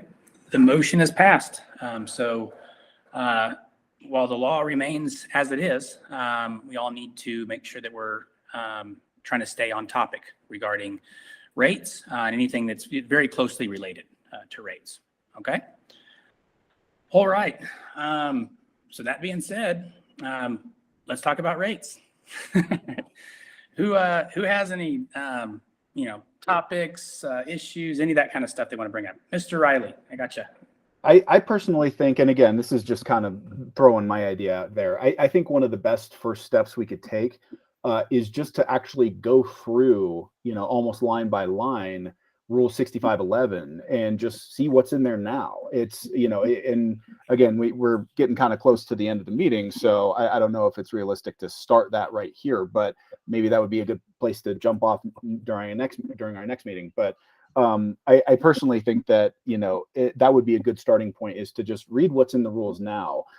Everybody can reference that previously circulated primer and see, kind of how it's got to where it is now. But also kind of just, also for some of the people who aren't aware of that history, just taking a step back and just looking what's on the books now and saying, does this work for the industry? Like, does this work for the towing industry to make sure, they're meeting their expenses? Does it work for the public as well? Kind of both sides of it. That I think is probably a good step to take, is just read through it now, all of us together, and kind of just talk about it and kind of see where the discussion evolves from there. That's kind of what I thought would be a good starting point. Yeah, and I would hope that everyone has done that. I mean, we distributed that information a couple months ago, actually. And, if you've not read the rules, please do. Like, these rules impact people's lives on both sides of the issue. And I think we all have a responsibility to just at least know what is going on right now before we kind of talk about what should be. So yes, please read those. And of course, so many of us on here are intimately familiar with those. And so we certainly would be happy to answer any questions about that. Joyanne. So I would like to posit that, in the time that we do have left, that we also consider setting an agenda for next meeting. That might help just guide discussion for our next meeting, so we can move forward a little bit faster, but also give us time to do any thinking, reflecting, researching, so that we all come better prepared. And then I would certainly invite, your input, Nate's input, Brandon, anybody who has prior experience in the last task force report to help set that agenda. So I don't know if I guess I don't know if we're in open discussion or making motions or whatever, but I think that even as we've discovered, shaping the agenda is I think going to be helpful for us. Yeah. Okay. But I'll leave that to your discretion. I think that's a great idea. The open discussion. Yeah. Okay. Mr. Hill. Thanks. Just to be clear, are we precluded from individually talking with anybody in this task force outside of this forum to educate ourselves at all? I would say yes. My interpretation from I'm hearing from the lawyers is like, just don't, which it makes it a little hard, right? Because like unfortunately, most of the experts on the past are on this task force. That being said, what I think would be fine. I'm sure there's other people within the Public Utilities Commission that aren't Nate that certainly would probably be willing to provide some background and information. And so, if any of you are like, hey, I want to kind of talk to an expert who knows the background on all this stuff, but like, I can't talk to John because, that's against the rules. Well, I don't think he said that. What they said was she said we could not talk to each other coming up with stuff to bring to the task force to coerce people, etc. But to talk to each other over knowledge of why things are the way they are, like someone doesn't know how to use a flatbed versus a hook truck, or don't even know what that is, asking knowledge information was okay. Okay. It was not. It was to make sure that people weren't conspiring together to bring something to the task force, and then it splits the task force in sides, and it creates problems. Yeah. My interpretation, but we should ask. But my interpretation was kind of like you want to avoid it you want to avoid even the look of impropriety. That like, hey, like, yes, the reason you're not supposed to kind of be discussing and behind closed doors and stuff like that is because of that. But like, in order to, and I guess that earlier question, I think Mr. Roberts actually answered when we were like, hey, if there's I think Joanne asked it when there was like, hey, if there's a stakeholder meeting, and it turns out that there's more than one person on this committee or this task force, which would be likely in that thing, would that be kind of a violation of that rule? And he said yes. And so that led me to believe that they have a very broad definition of, talking, I guess. But we should get some clarification on that. Is somebody from the AG's office still online? Yeah, I'm here. Oh, perfect. There we go. So my specific question, and I'll give you an example of what my question is. So I'm familiar with equipment, but I'm familiar with the equipment that I operate. I may not necessarily be familiar with somebody in the towing industry. How many people are they required to operate that truck? What is the cost of that equipment? So what justifies their hourly rates? I mean, those are all relevant questions to why they need what hourly rate out of that equipment when they're operating. If I don't have that information, but I know people who do, for instance, if I wanted to call Mr. Conley and said, how much did that piece of equipment cost you? What is your hourly ROI that you have to have for 2 people operating that, if that's required? Is that against the rules? Okay, that itself, taken in itself, is not against the rules.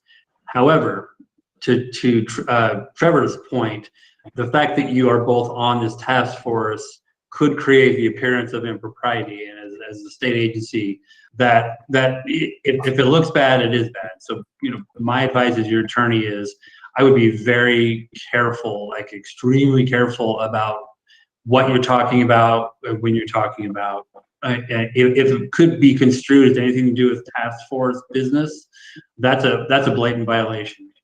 I do want to say that the open meetings law doesn't say you guys can't talk about what you're asked to talk about on task force. It just says that you have to provide the public an opportunity to observe you talking about it. So it's all about notice.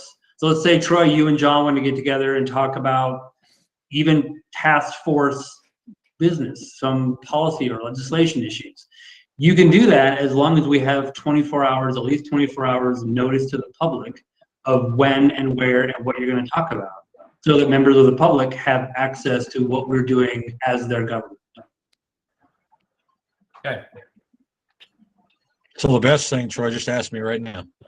Yeah, that's exactly right, John. You are right on the money. Right. Talk about whatever you want to talk about right now. And I was just going to add to that, sorry to interrupt, but a lot of those questions that you probably have, Troy, would be the same questions that the rest of the group that's probably even less familiar with the equipment, et cetera. And so I think if somebody in this group has a question like that, probably the rest of the group would be benefited by knowing that as well. So it'd be something great to raise here because it is relevant to us making those roles. Okay. Okay. Thank you. I just saw a note from Joanne that I think is an excellent idea. And basically, you got lots of great ideas, Joanne. I love it. Because we're going through this, we're going to have lots of discussion topics. They're going to build on each other. And so getting some kind of Google Doc together to keep track of those. So I think it might be a bit of an overload on our secretary to try to participate in the meetings and do all that as well. I have the luxury of one of my teammates, Corey here, who can keep some track of some stuff. So I can kind of do that a little bit. So as we go through and we like determine that like, hey, this is a discussion topic that we're discussing and we may want to talk about later, I'd be happy to have her kind of keep track of those during our meetings. The only question would be how do we need to, and how can we kind of keep that at least public to where everyone can see it, and it's like a working document that isn't just something that Trevor keeps, right? And I've done this on another in another board where there was like a running discussion of the big things that we're doing, and folks would just drop in their comment and put their name by it, and everyone could access it. And so it also gave time for some discussion, thoughts, links, whatever we needed to do before we came and had a larger discussion as a body. And I think, and John, correct me if I'm wrong, as long as the Google Doc is public, it looks like, that people can view it, then that is permissible, right? Yeah, that's correct. Yeah. So that might help. And it might help us, kind of keep things going in between meetings without violating open meetings laws. So I don't want to add more administrative burden. My hope is that, once we put a couple things up there, it's kind of a living document that, you know what I mean? That will sort of self-propel. Nate, is that something we could do? Yeah, that should be pretty easy to do. I would probably ask that you put it together, like how it's structured. But then if you just want to send it to me, I can make sure that it gets up on the website. I probably would want to limit it in regards, just because it's a lot easier to manage the permissions. If we're using, basically, if we only allow access to people who are using their state email address. And I know not everybody has one yet. Yes. But hopefully that's coming very soon where everybody will have theirs, in which case it would only be editable. We could set it up so that it's only editable by people with a state executive email address, which is what we'd all have. So that would make it easier from that standpoint. And then people from the public, since it would be available on the website, could still just click into it and use it or view it. But then when we click into it ourselves, we would be able to, throw comments on there. Again, Trevor, you can decide how it would look or how it would be structured. And maybe, yeah. Yeah, and I think that's great. Joanne, could you, since you've seen one before, do you think you could put a template together and just email it to kind of like me and Nate, and then Nate can work on kind of getting that together and we can start using it?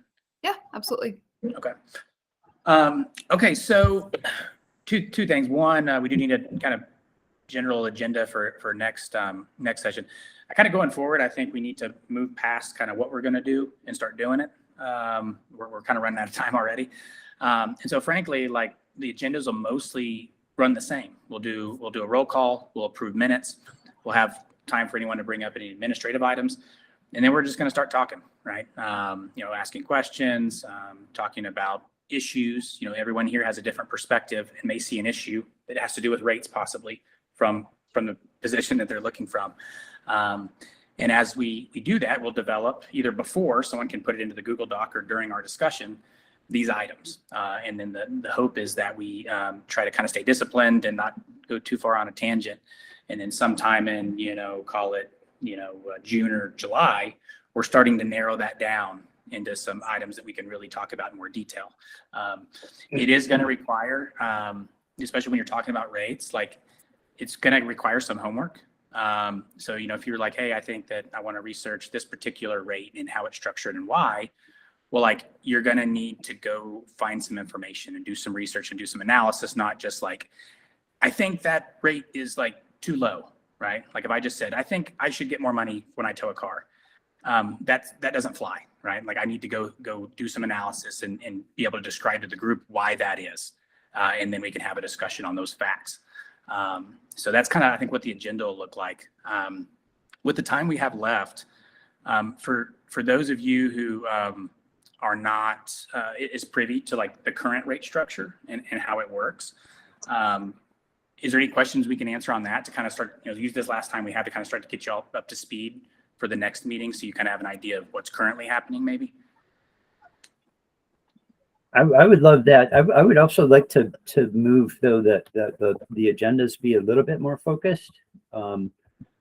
Just having an agenda item, we're just going to start talking about rates. That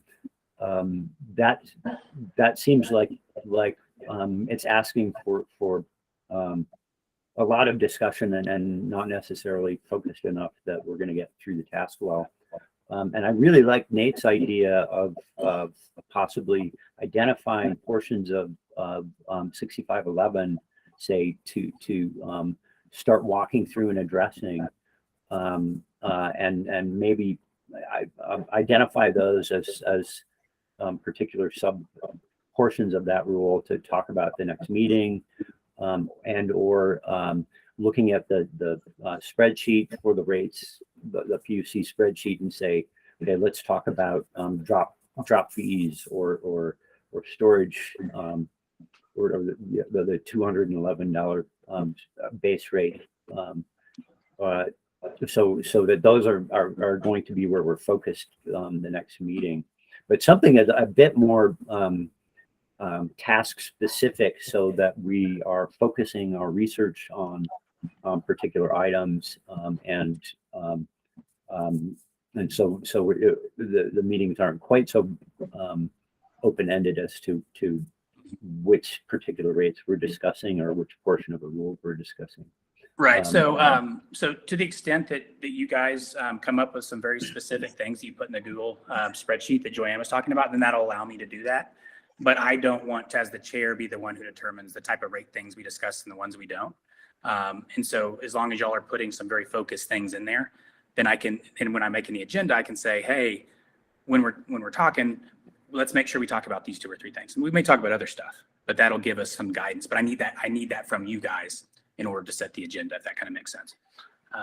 And then as far as, the current rules, I'd say, I'll just be honest with you guys, like, I don't think we have time to spend several sessions just walking you through the rules.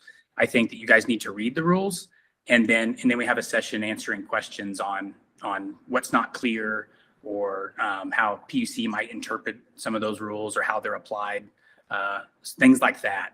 But I don't think we can devote an entire session to just kind of like reading the rules, I don't think. Mr. Connolly? I think we should just get the tow rates that are just published. What did you say, Nate? March something? Last week? March 7th, Monday, this Monday. Yeah. So they were just posted 2 days ago. I think everybody just prints that out and we go line by line all the way through it. It's 1 page. It pretty much lines it all out. We can dissect it and just start at the top and go to the bottom. Yeah. And that way we hit every focus area. And then of course we can, go through any questions that come up through all that. That's the simplest way. Mr. Riley? I was just going to echo basically what you just said a moment ago, Trevor, about, in an ideal world, when we step into our next meeting next month or whenever we schedule it, everybody will have taken a little bit of time to just, look through Rule 6511. Again, there's a link in the chat to those rules. It's just 4 pages of rules, pages 69 to 73 of the commission's. That document is all of the transportation rules, but specifically pages 69 through 73 is Rule 6511. And then if you like, you can look at the towing webpage on from the PUC's website. All of the rates are posted there. It not only includes all the recently adjusted rates that, again, were effective this Monday, it also includes the previous 2 sets of rates before that. So that'll give you some information. Taking a look at that primer that was circulated prior to one of our prior meetings, will be helpful. It's 19 pages, so it is a bit of a read. But the first 6 pages are basically a history of the rates, including various PUC rulemakings that adjusted various rates and included new rates and various things of that nature. And then after that is 12 or so pages worth, 13 pages worth of the last towing task force report. So like in a perfect world, we'll have all just done a little bit of extra time offline looking through all that information. And then, people who aren't as familiar with towing rates as some of us that are involved in this task force, write some questions down, start thinking of various topics that you want to dive into, that you want to address. And then that way, when we get together next time, we can just dive right in and get into the meat of some of this stuff. Yeah, and that's kind of my vision of I want input from you guys, but barring that, then next meeting, if I don't have any specific items that y'all want to address that have to do with rates, then we're going to look at that sheet that John was talking about, and I think up top is towing fees. I can't remember, but towing fees for non-consensual. Boom. Okay, let's talk about that, and then we'll talk about that. Answer questions for how that's applied, when. Nate will have a lot of good information for us. And then, some of those things we may all decide that seems like it makes sense, right? Some of them we may decide it seems like it deserves some further investigation on where that rates comes from and if it needs to be changed. And we'll just kind of move through that. But we're going to have to, we have 10 hours. We have 10 hours left to meet before we have a report due. So we're going to have to be pretty judicious with our time. Okay. We still got some time left, and we need to use all of it. Anyone have any questions on any of that, or just general rule type stuff in general? Oh, Mr. Riley.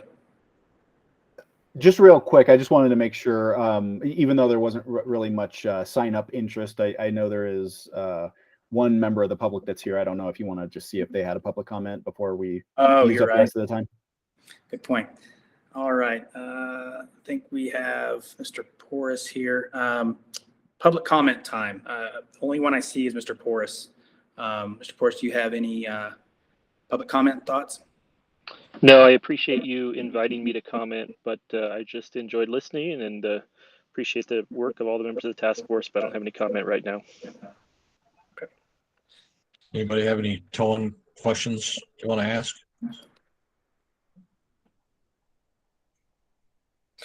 Would it help? I have one that I'd like to bring up that's a pricing issue. Let's hear it. The statutory notification. The statutory notification is $150 fee that a tower can charge after notifying an owner and a lien holder. Does everybody understand how that works? I think Mr. Pierce says no, and he'd like to know more. Yeah, I had a few questions about that, just because it also seemed to come up in a prior discussion related to legislation, and about how the bill that at least the draft that you read wasn't all that great. I guess the question for me is that the 2-day period, I think, was presented as a protection for the towees, so that they're not charged that too quickly, and so the 2 days is a minimum waiting period, and I'm assuming that's to allow the people who are towed the ability to get there, get to the towing company, find their car, pay for it, and avoid that $150 fee. You're correct. So far, you're correct. Okay, so that was one question I had. I think sorry, Michael, I think there might be a few additional kind of lesser implications beyond that, but that's my understanding is that's one of the main reasons that was put in, is because most people are going to go get their vehicles within 2 days. And again, it is a $150 fee. And so if people are aware of what their vehicle is and they're having discussions with the towing carrier, I think that's part of the reason that window exists. Well, the main reason that went into effect was pushed by the Towing and Recovery Professionals of Colorado. The TRPC had multiple complaints where towers were charging that the second it hit their yard. And so we put that in there as a consumer protection. That protects the consumer for 2 days. And most anybody is going to get their car out within 2 days.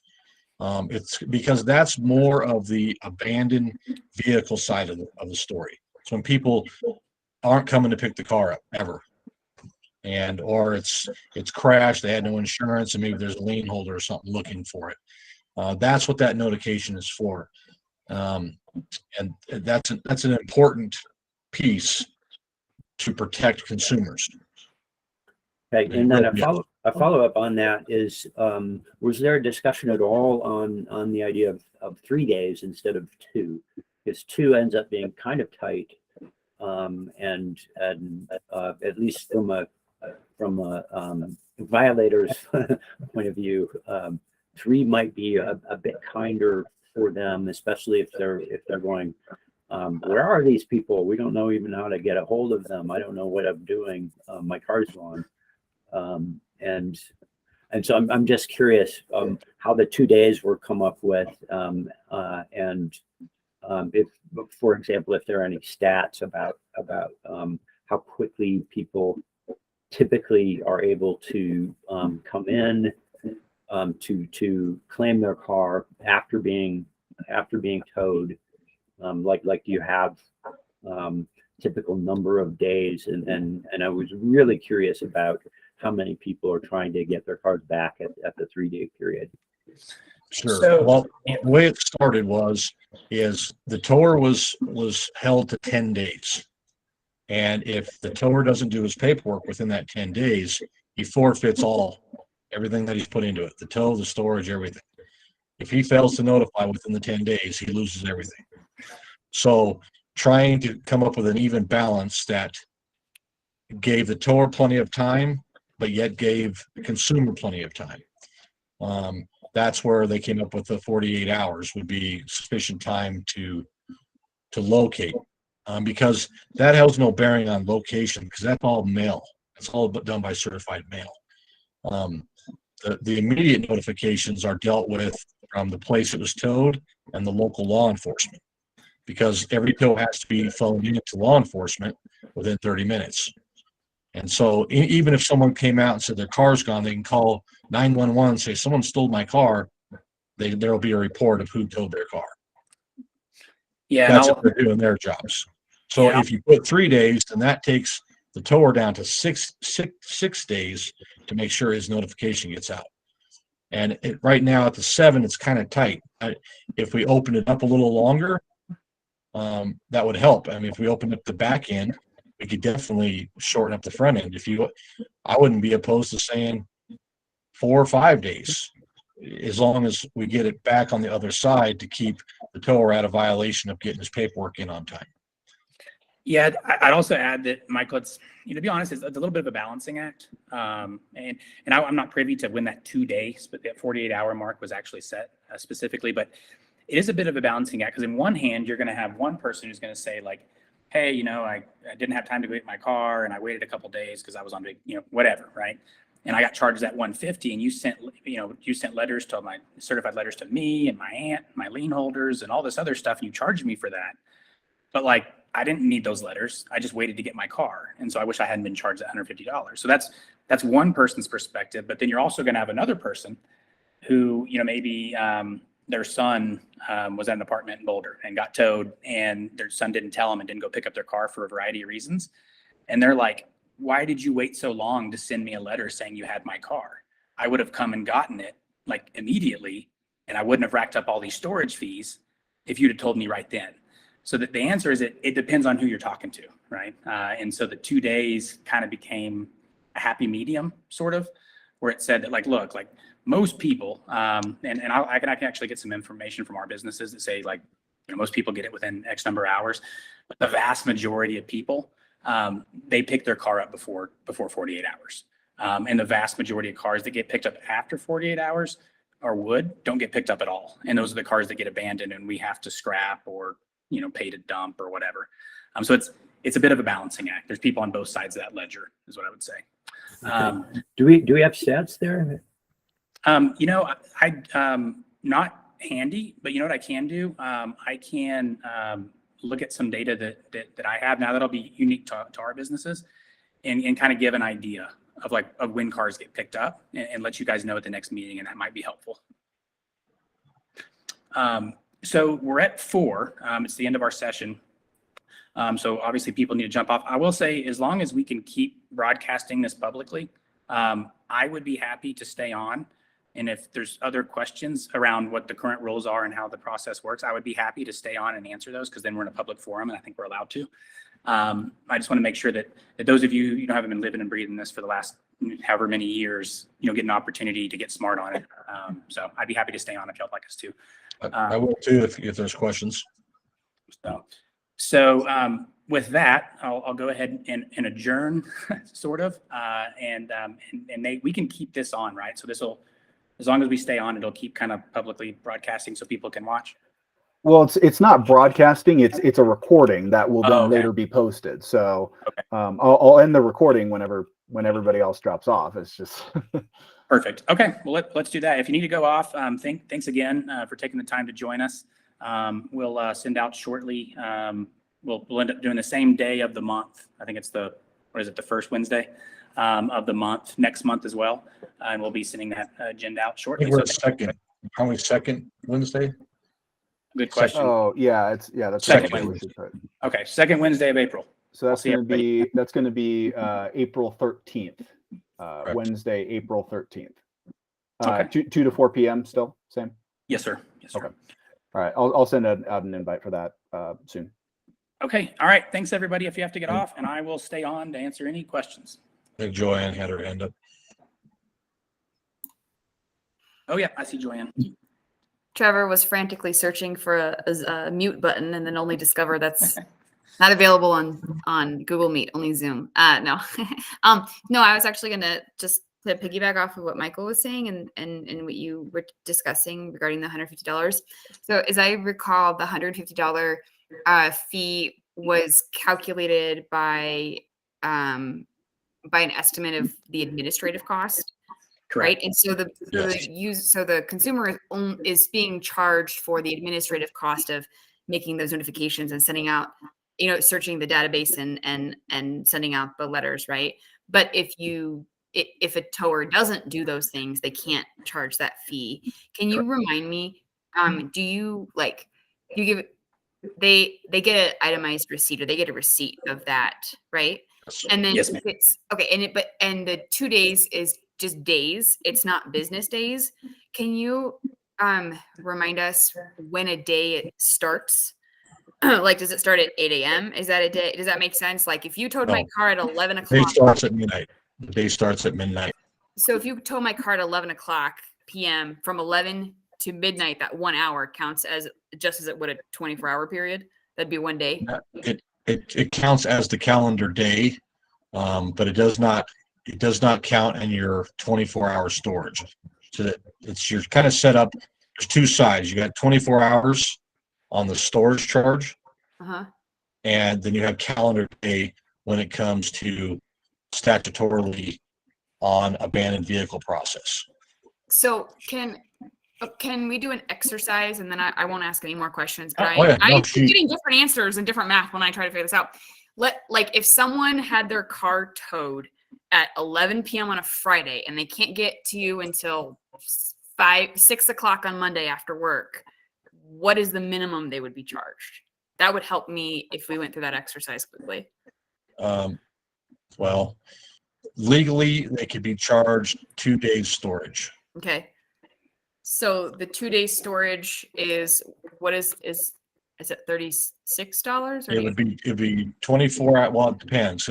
The maximum the storage rate is on a vehicle less than 10,000 pounds is $40.56. Okay, so $40.56 total or per day? That is the maximum they can charge per day for storage. And then there would also be the hookup fee. It'd be a tow fee.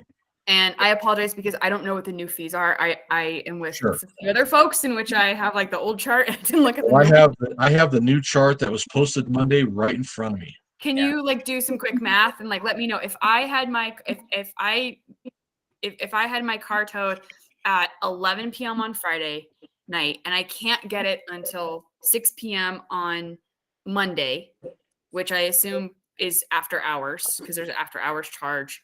You know, what would I be charged for that if you towed my Prius? So you're saying, okay, your car was towed Friday night Mhm. and you can't get it till 6 a.m. You want to get it at 6 a.m. You 6 don't want to p.m. wait till 6 p.m. Monday. I can't. Maybe, you know, I don't know, need a ride, need the money, need whatever. But for some reason, you know, and I cannot get it until Monday after work. okay. And if How? if the tower was charging the maximum rates, Yes. So it sounds like it would be the PPI hook fee for 10,000 GBWR or less. Right. 3 days worth of storage, mileage fuel surcharge. What else? Let's say you towed it 5 miles, or is there a maximum 10, or is it No, maximum 12. it's 12. 12? Okay. Or If you're within 10 miles of I-25, on either side of I-25. if For you're the sake of math, farther, let's just say you towed it 5 miles, just to make it easier. Sorry. But this does get complicated. So maybe this exercise is good for us. Anyway. oh, it's good. Good. Yeah, and because I could not actually determine when days begin and end based on rules, and then based on what I had read in other things, I wasn't 100% sure what in this scenario what I would be charged. But I was trying to do this myself.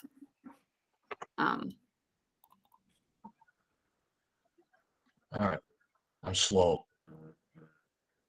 Well, me too. That's why I asked you to do the math, John. I'm So doing people it. I'm wouldn't doing be looking at me. But my eyes are getting bad, and I'm not as fast as I once was. So yeah, it would be the hook fee, 2 days worth of storage, fuel surcharge. Is that it? And potentially the notification fee if it had been done. Yeah. Let's correct. assume that there's going to be a notification fee because I assume that most operators are getting that mail out Monday morning. Not Yeah. always. Well, Yeah. Can I assume that most? Well, I don't know. Let's just say they did. We hear about more tow carriers bumping up against that 10-day maximum rather than the opposite. It's usually they're closer to the 10 It days. takes a lot to do that because you can't just do that at 5 in the morning. You have to have your staff in there. They got to get on the IDS system, which is ran by DORA, which is broke half of the time. It's actually run. Yeah. It's that system, the IDS system that he just mentioned to run those notifications. It is managed by Department of Revenue.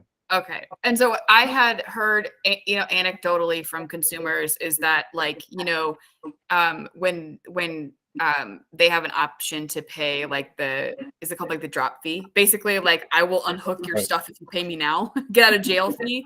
That often an operator will say well, it's going to go up to X dollars if you know what I mean, get it tomorrow or whatever. And I think there is general confusion among the public of when that 150 can be charged and why. But let's just pretend for the sake of the argument that the operator,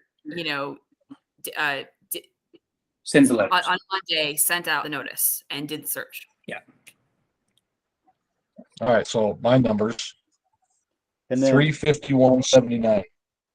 Oh, and then also if it's being released at 6 p.m., Yeah. there's a chance, depending on the tow carrier, there's a chance that may be considered after hours, in which case that potentially could be applied as Yeah. well. I could And add I some think- another 89. Yeah. How much? What is it? 89? Yeah. 89.24 for an after hours. Yeah, that's a release that occurs outside of the tow carrier's regular business hours.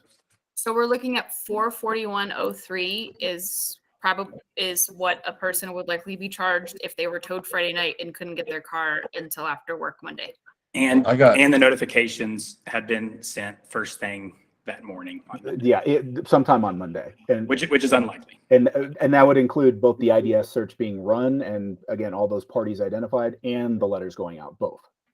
So if somebody is charged that $150, they should expect that a letter comes in the mail, right? Even if they get the car back. Yeah, Okay. Yep. And if Certified they mail. don't get that letter in the mail, is that cause for a complaint? Well, Absolutely. Yes. If potentially, but the tow carrier the tow carrier is not responsible if the post office drops the ball. So say they send out that notice, they have to keep a record themselves of the fact that they did that, they accomplished that. So they have like a tracking number, all that stuff. Yeah. But if it gets lost in the mail or the person on the other end doesn't get it, that's not the tow carrier's fault. They sent it out. It's just maybe the post office lost it or something. We have seen that happen, not a lot, but sometimes. Okay. Yeah, and real quick, because we deal with this a lot. So what ends up happening, like, and this happens sometimes when this isn't even, the person didn't even complain about that. So I'll back up real quick and say, when someone files a PUC complaint, the Public Utilities Commissions investigates everything, not just what they're complaining. And frankly, many times the complaint is just like, this is mean, or like, I don't like this, right? They don't even have to have any particular complaint. And so Nate's team, frankly, will say, hey, you need to give us all your documentation. And when they see the tow invoice that we have to provide them, if that 150 was charged, then we have to provide a proof that we paid for the IDS search that we paid the state for. We have to provide proof of mailing from the certified letters to all any lien holders or any registered owners that mail went out. Mm-hmm. And let's say that the tow company didn't do that. They failed to do that and they charged the 150. Then the entire bill would be refunded. So PUC would say, you need to refund that entire bill, not just the 150, but like the whole thing's a bad tow, and it would get refunded. And so that's how that process would work. And so the letter, I mean, they think about it, right? Like if a person just had to say they didn't get the letter, well, then everyone would just say they didn't get the letter and would get their money back. Which is why we have to keep record that's why it's certified mail, the record that we actually mailed it. So that's how that works. So since the post office doesn't work on Sundays and the towing operators, even though they're still in business 24/7, they only have office hours during standard office hours. Like and I understand no one here speaks for the whole towing industry, but would it be a big deal to make that $150 like tied to business days, or even Sunday doesn't count? Because the clock is ticking, but there are some things that the towing operator can't do on a Sunday to get that notice out.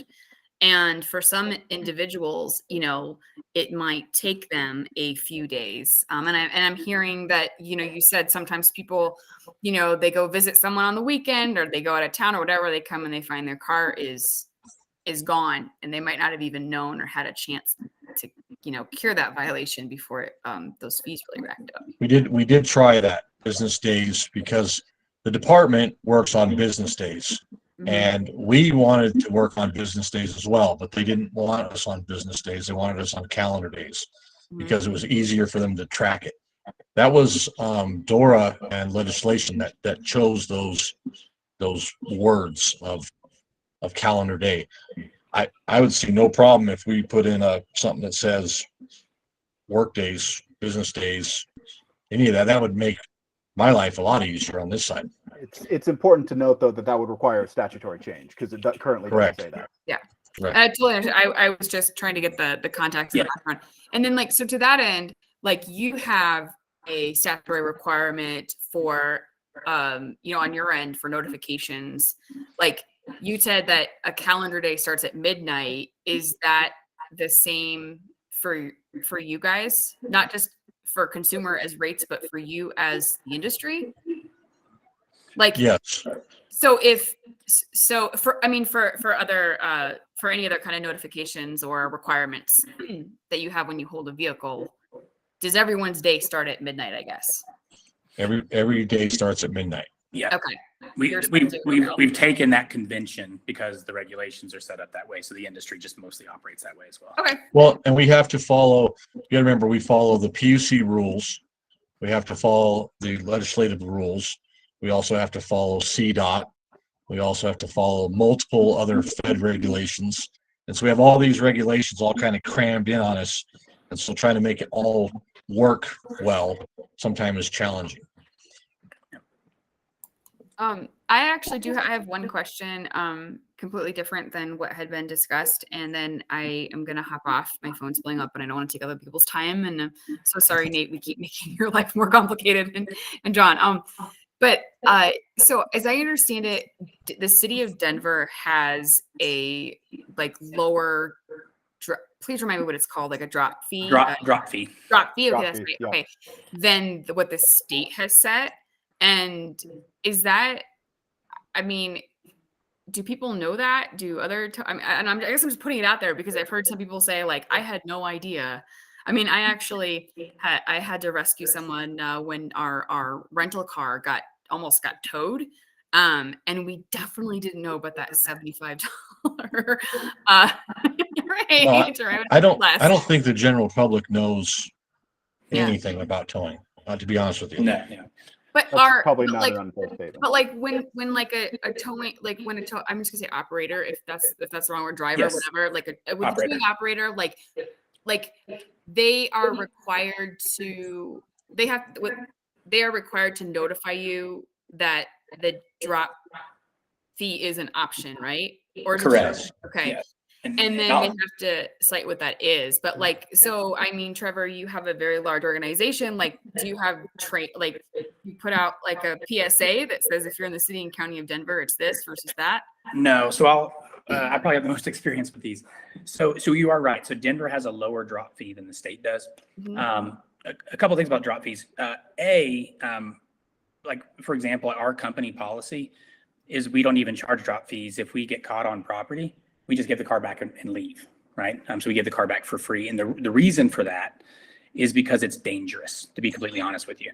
Like whenever you drop fee, what would have to happen is they actually have to, by law, have to give the car owner what's called a drop card. It basically says, here's the drop fee. Like the tow driver has to give your car back if you pay this. We've kind of found that it's more trouble than it's worth, to be honest with you. It's like $75 or whatever it is. Because of the fact that it creates this environment where there's more opportunity for conflict. The truth is, Joanne, a lot of the people who are getting towed aren't Joanne, right? Sometimes they're very drunk. Sometimes there's many of them outside of a bar or whatever. And Well, I appreciate your vote of confidence, Trevor, but continue. So for us, we're just like, we tell our drivers, we're like, look, if you take a drop fee like that, yeah, it's $75, but are you going to get jumped? The police are going to show up. Like it creates all kinds of friction and problems. And so the drop fee does exist. I know some companies probably still do charge drop fees. We do not. And so, yeah, that's pretty much it. But you are right. And they have to give a drop card. And if the person was to file a PUC complaint and say, hey, I didn't get a drop card, then often the PUC would fine the tow operator. It's a little bit of a gray area though, because like, the tow operator might say, we gave him a drop card. And then the person says, no, I didn't get one. And so then the PUC generally is going to side with the car owner, not the tow operator. But that's how it works. Most tow operators, or many of the larger ones, more professional ones, have kind of gotten away from doing drop fees. Okay, thanks. That was all my questions. Cool. Awesome. Mr. Michael. Pierce, what do you got? I'm glad John Roberts is still here because my main question is about if we try and set up meetings or information sessions like what we're doing right now is so informative and helpful. I can't say thank you so much. And I would like the opportunity to do a fair bit of background discussions like this, and the ability to contact individual folks just to learn a bit more. And in order to abide by the open meeting rules, I'm trying to think of how to do this in a way that's not overburdening Nate, but yet we're following the open meeting rules. And the first thing that came to mind was just scheduling Zoom meetings, saying, hey, are you available to meet next week? Can we set up a meeting Wednesday at noon? And then I'm wondering about the logistics of satisfying the notice requirement. We would need to give 24 hours notice. What form does the notice have to look like? What venue does it have to be posted on? Is it okay, for example, just to have it on the site that we've scheduled on the towing task force site that we've scheduled a meeting? Is that sufficient public notice? Do we have to go through further kinds of notices? Then another logistics issue is that the goal would be largely informational, but there would be quite a bit of talk too, and maybe a little wrangling. But I'm assuming we would not be making any motions or anything like that. And so the background worry is how much we would have to ensure that we might be adhering to Robert's rules or anything like that during those kinds of discussions. So I'm trying to just suss out how we can make these extra conversations happen if we're inclined to move in that direction. Well, I think, thanks for your question, Michael. I think the best thing to do would be to notify Nate, and maybe Nate could solicit input from others, how many people would be interested in a meeting, what their availability is. Once you settle on a date and time and a platform, whether it's in person or Zoom or Google, whatever it is, then you have to put in the same spot that you put for task force regular meeting notices, 24 hours in advance of that meeting. That's all you need. It can be pretty quick. Yeah. So Michael, if frankly, if it was just you just had questions, I'd literally get on and just answer questions for you for sure. If you guys like to do that, maybe check with some of the other members and just send me an email and say, hey, we'd love, what about these days? We'd love to have another meeting just to ask questions. I'll let Nate know. He'll schedule it on the Google Meets call. And we'll have kind of a non-executive, non-voting meeting. But then at that point, it's public. Anyone can see. We've presented notice and stuff. And like I said, I'd certainly be more than happy to do that. Yeah, the only thing I would add to that is I think that's something, Trevor, you should decide if that's appropriate. It sounds like you're on board with that kind of idea, but for sure, you being the chair, I would just want to make sure you're comfortable with going kind of outside of our normal process in the meeting structure. Yeah, I'll send an email to the entire group just saying, hey, I'm willing to do this. These are kind of days that kind of work for me, and I'll check with John as well because John's going to know a lot of stuff that I'm not going to. He's just been around a lot longer, and we'll put that out there. And if some folks want to do it, then I'm all for it. Yeah, I'm all about the Q&A. Jim, Mr. Howes. Yeah, Trevor, I would actually encourage you to do that because I think there's a lot of information. I know, I was on this task force prior, and even the beginning of it, what's a consensual and not consensual, and then these drop fees and the experience and the things that we've seen, that I've seen on this side of it in my industry. You talked about the danger of these drop fees. We've seen these employees being, shot. We've seen them, beaten to pretty serious injuries. And so there's a lot of things, but there's a lot of things on this task force that was discussed on these rates that, we had to come up with definitions, huh, John? I mean, we had to define things, what was the, regarding with the police tows and not, non-police tows and where it falls into non-consensual. So I would be more willing to jump on those meetings also. Awesome. Cool. Yeah, I'll send it on an email and we'll get it scheduled. Well, yeah, the first task force was the same way. I mean, a lot of people didn't know how the one works. And like Troy said, how much does a tow truck cost? If you don't know what a tow truck costs, hell, or what they're paid, or you got to have all that information.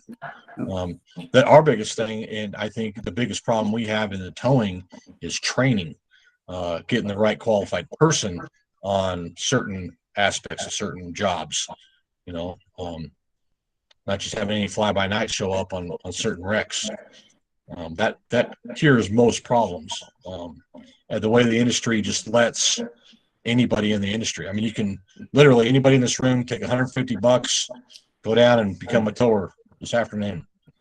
Buy a tow truck, you're good to go. Get some insurance, and you're a tower. And then just follow those maximum rates, you're good to go. Good luck to you. That's a problem.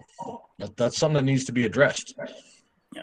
So I just realized I have a question for Nate that you probably won't have an answer to, Nate, but just something for you to think about in the coming months.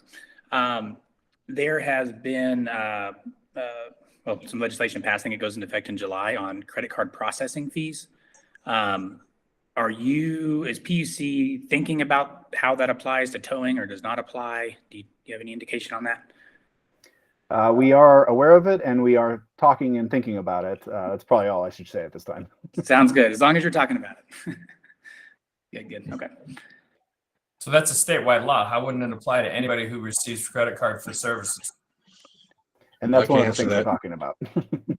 We found often things apply to everyone else that don't apply to towers. It doesn't, towers are bad. Yeah. Not as bad as oil guys. True. You're correct. This week you are the bad guy. Very, Yes. very true. Yes.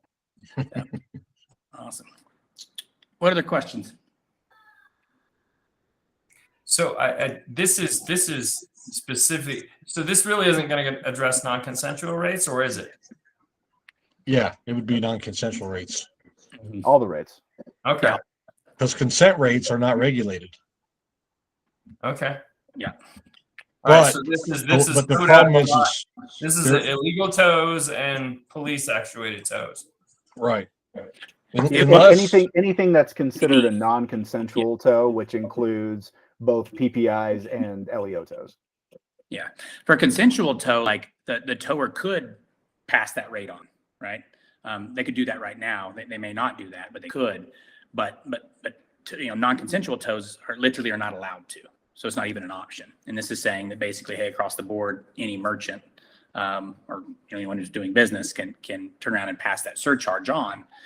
Is the law. And then the question we have is, like, frankly, that law conflicts with the other current regulations that say that we can't do it. And so that's why I was asking Nate to say, like, I just wanted to make sure that they were talking about that. well, that's the question though. I mean, like, the PUC does not regulate consent towing. Right.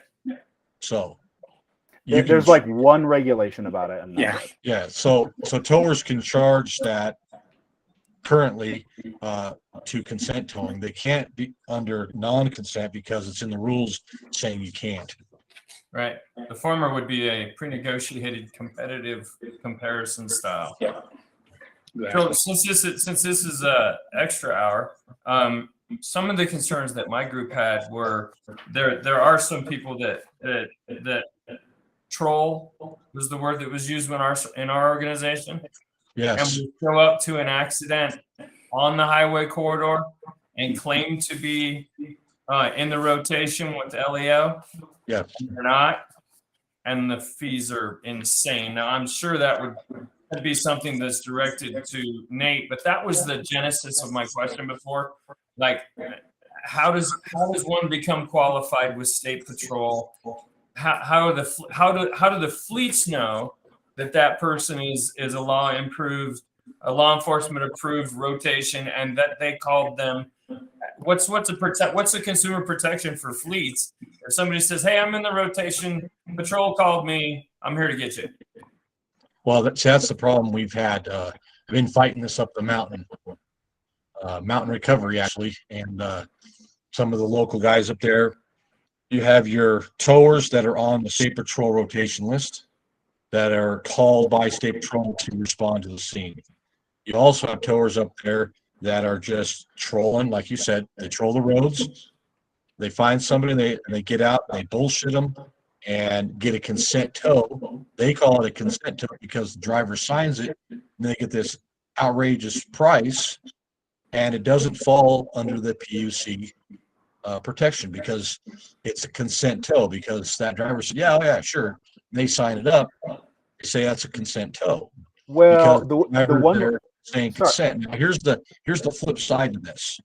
State Patrol, we've gone to State Patrol saying we need to put a rule in that says you cannot chase.